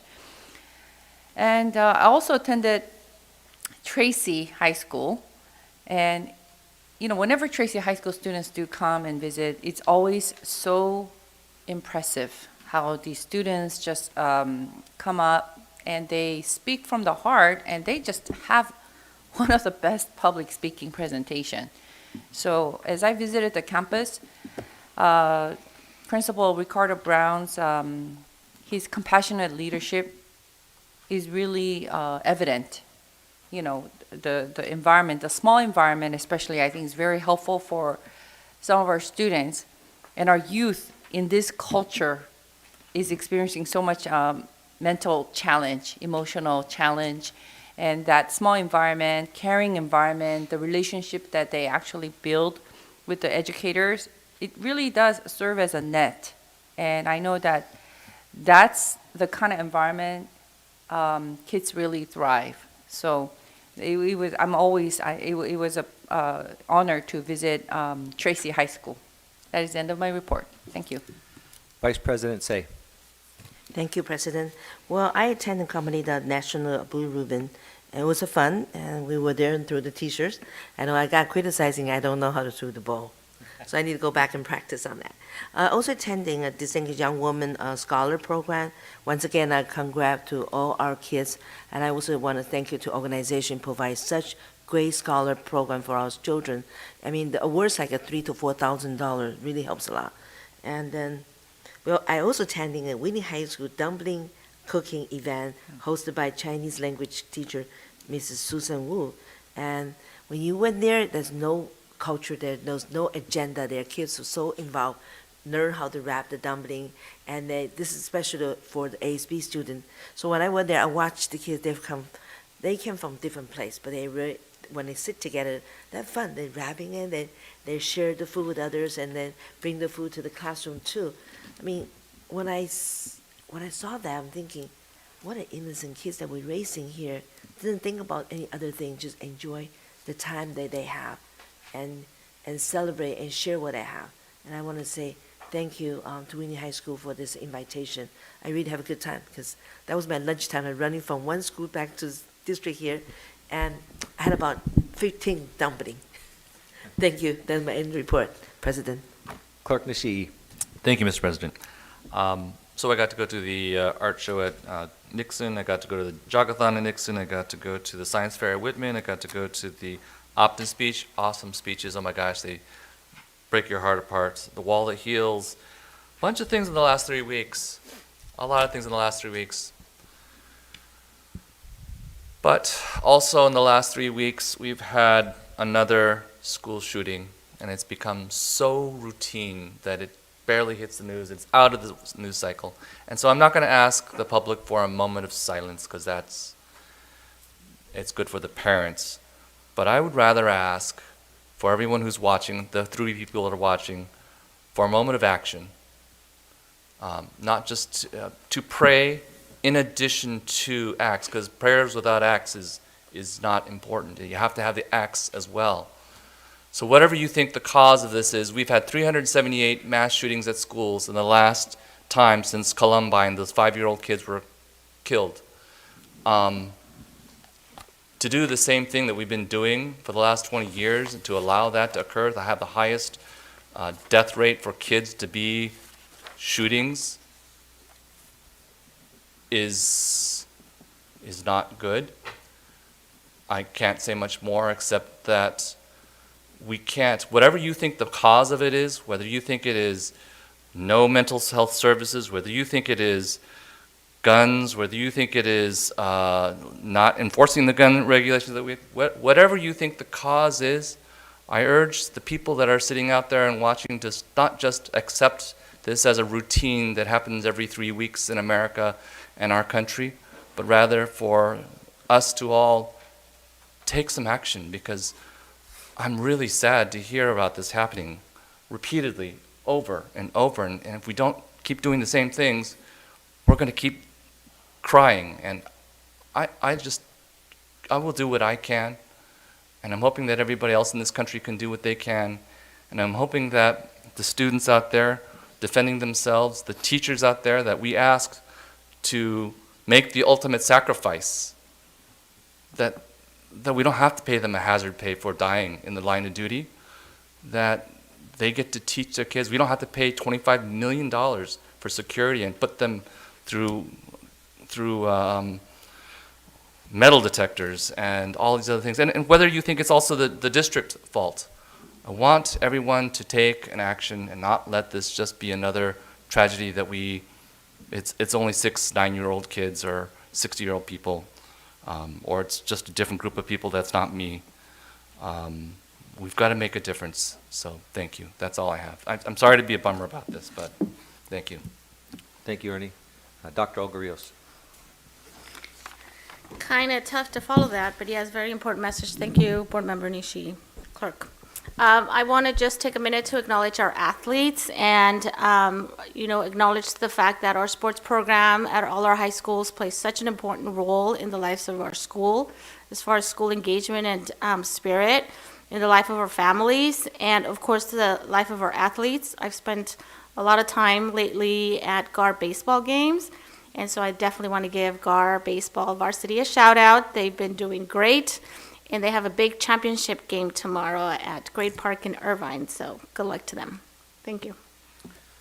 All right, thank you, Dr. Rios.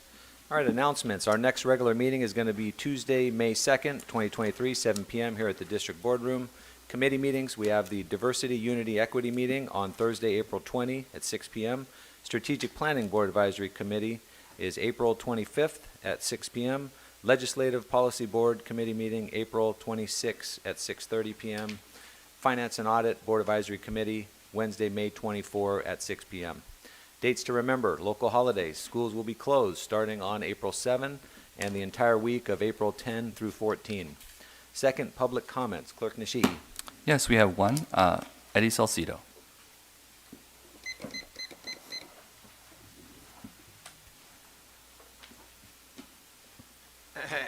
Thank you. I appreciate the time. Just in regards to the Emergency Board Resolution 2668, approval to enter into contracts for moving services. Just in general, going back to the conversation with Ms. Nguyen, there are clawbacks in terms of, because we can all agree that the construction services across the board from the district have been a nightmare. Like, things are not done, power is not being connected with the solar panels, lunch benches, Gar High School's track took forever to do. So we can all agree that that's not there's no we can't say that it didn't happen. So as far as you negotiating, it's just going into making sure that the best price isn't always the bless you isn't always the best thing. And I know that California statutes state that we have to go with the lowest bidder. However, since I think we're outside of the negotiation window where the lowest bidder comes in, you can now negotiate appropriately with the proper contractor, I believe. And I know you can't respond, but I believe since it's outside of the window of, so just making sure that the lowest bidder isn't the best bidder, whereas the state makes us say it when we're in the bidding period. And then Dr. Rios, all the way across to see you. I know it's sometimes a thankless job, sitting up here and listening to our complaints, but that's what you signed up for. So I appreciate your patience. I appreciate your commitment, and whether this is what your stepping stone and you want to be a state senator or you want to do whatever, I don't care. What I care about is that you have the best intentions for the kids while you're sitting on this board, okay? Dr. Hinio, I appreciate it. And Sophia, thank you for reaching out. Brad, thank you for, Mr. Beach, sorry. Appreciate it. And Mr. Nguyen, thank you for having the conversation. So I appreciate everything that you do. And I know it can be thankless sometimes, and you don't want to be here at 10:01, but at least it's not 12:30 like last time, right? So thank you very much all the way across the dais. Thank you.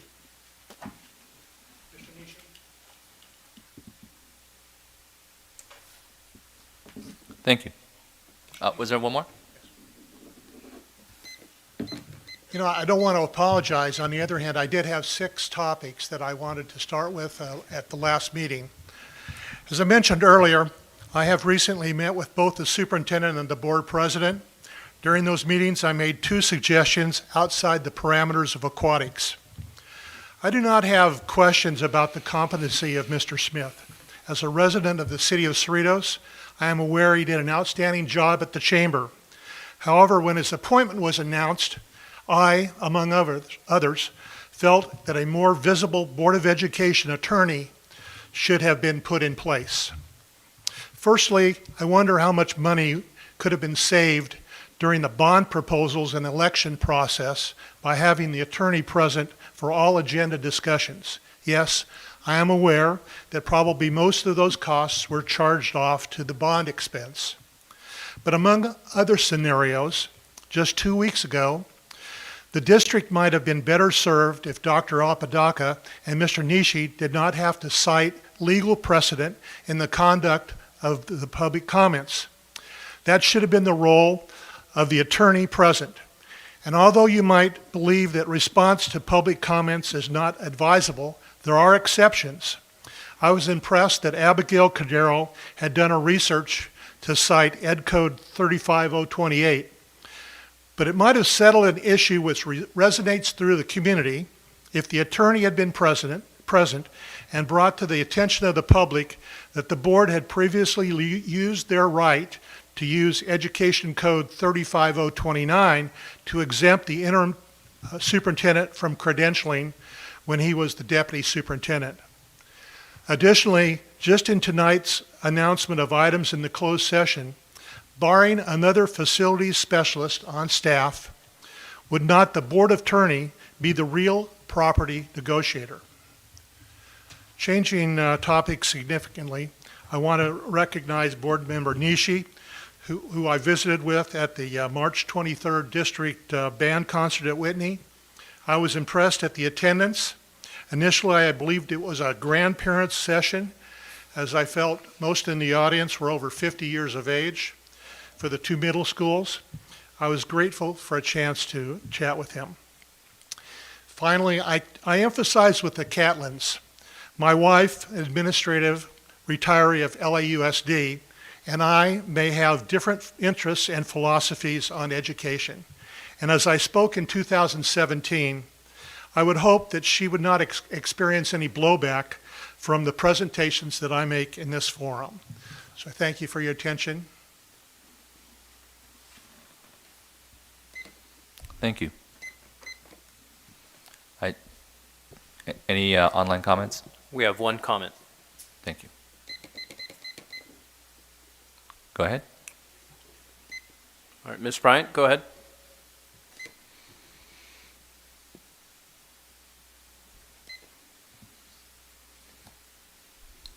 Say, Clerk Nishi, members of the board, and Interim Superintendent Nguyen. I would like to share with you all information about the 2023 Congressional App Challenge. This is a prestigious prize in student computer science that has reached diverse, underserved, and rural student populations. This program was designed to inspire students to explore STEAM, coding and computer science through hands-on practice. Students who are traditionally underrepresented in the tech community have an opportunity to be innovative and engaged in policy making while connecting members of Congress with new emerging technologies. Students in middle school and high school are encouraged to learn coding and pursue careers in computer science. Students can use any programming language such as JavaScript, Python, block code, etc., and any platform such as PC, web, tablet, robot, etc. There are no limits on themes or topics. To be eligible, you must be a middle or high school student at the time of app submission. Students can register as an individual or as teams of up to 4. Students can compete if they are a resident of ABCUSD or are students of ABCUSD. So those attending on permit are eligible to participate. The official launch date is June 15th, 2023, and November 1st is the deadline to register and submit apps online. Entries will be judged in November and winners announced in December. Pre-registration is now open, and you can apply at www.congressionalappchallenge.us. Waiting for the new school year will not give students or teachers enough time to participate. We should start now and work during the summer, as there will be a lot of competing priorities once the new academic year starts in August, leaving not much time to spend on the challenge. 3 minutes. We need principals of high schools and middle schools to nominate at least one teacher from each school to identify interested students and help them register for the challenge as soon as possible. Next, help them identify any issue that they want to address using the app, design it, build, test, and submit before the November 1st deadline. Needless to say, this will also require support from parents. We need your help to socialize the challenge among the ABCUSD community. It will be a great idea for the high schools and middle schools to work together, and PTSAs and educational foundations can help. You can feel free to reach out to me if you need more information or help to get started. If there are any parents with an IT background interested in helping, I welcome them too. Students who are currently participating in the CTE software and systems development would be great candidates for this opportunity. Last year's winner, Joyce Day Quieros, was a junior at Newport Harbor High School. She was inspired by her history class to create an app. Her interest in current events and the lack of interest of her peers motivated her to create an app to motivate students to formulate their own opinions and stances regarding issues in the world. With that, I ask for the board to support and encourage students to participate in the 2023 Congressional App Challenge. Thank you. Thank you. Any other public comments? Seeing none. Okay, adjournment. May I please have a motion to adjourn in the memory of Jose Vasquez? Mr. Jose Vasquez was hired on September 1, 2000. He was a teacher at Gar High School from 2000 to 2013. In August 2013, he was promoted to dean at Gar High School. For the 2019-2020 school year, he served as the dean at the adult school. Mr. Vasquez passed away on Thursday, March 16, 2023. He was a wonderful teacher, mentor, colleague, and friend to many in the ABC community. He will be deeply missed. All those in favor? Aye. Meeting's adjourned.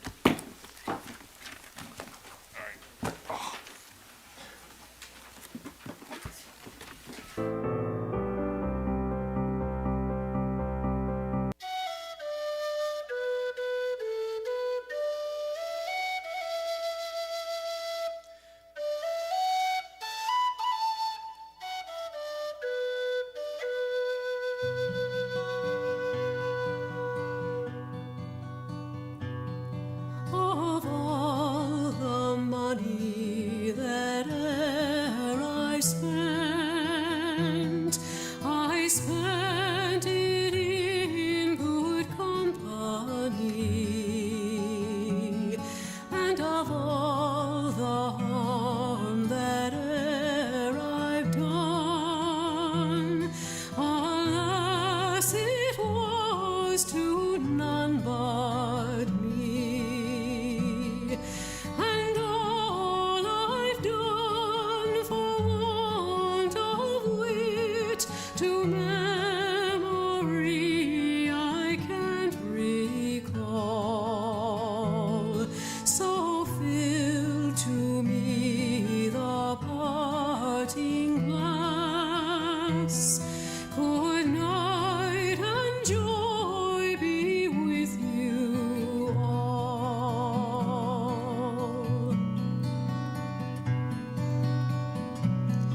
If I had money enough to spend,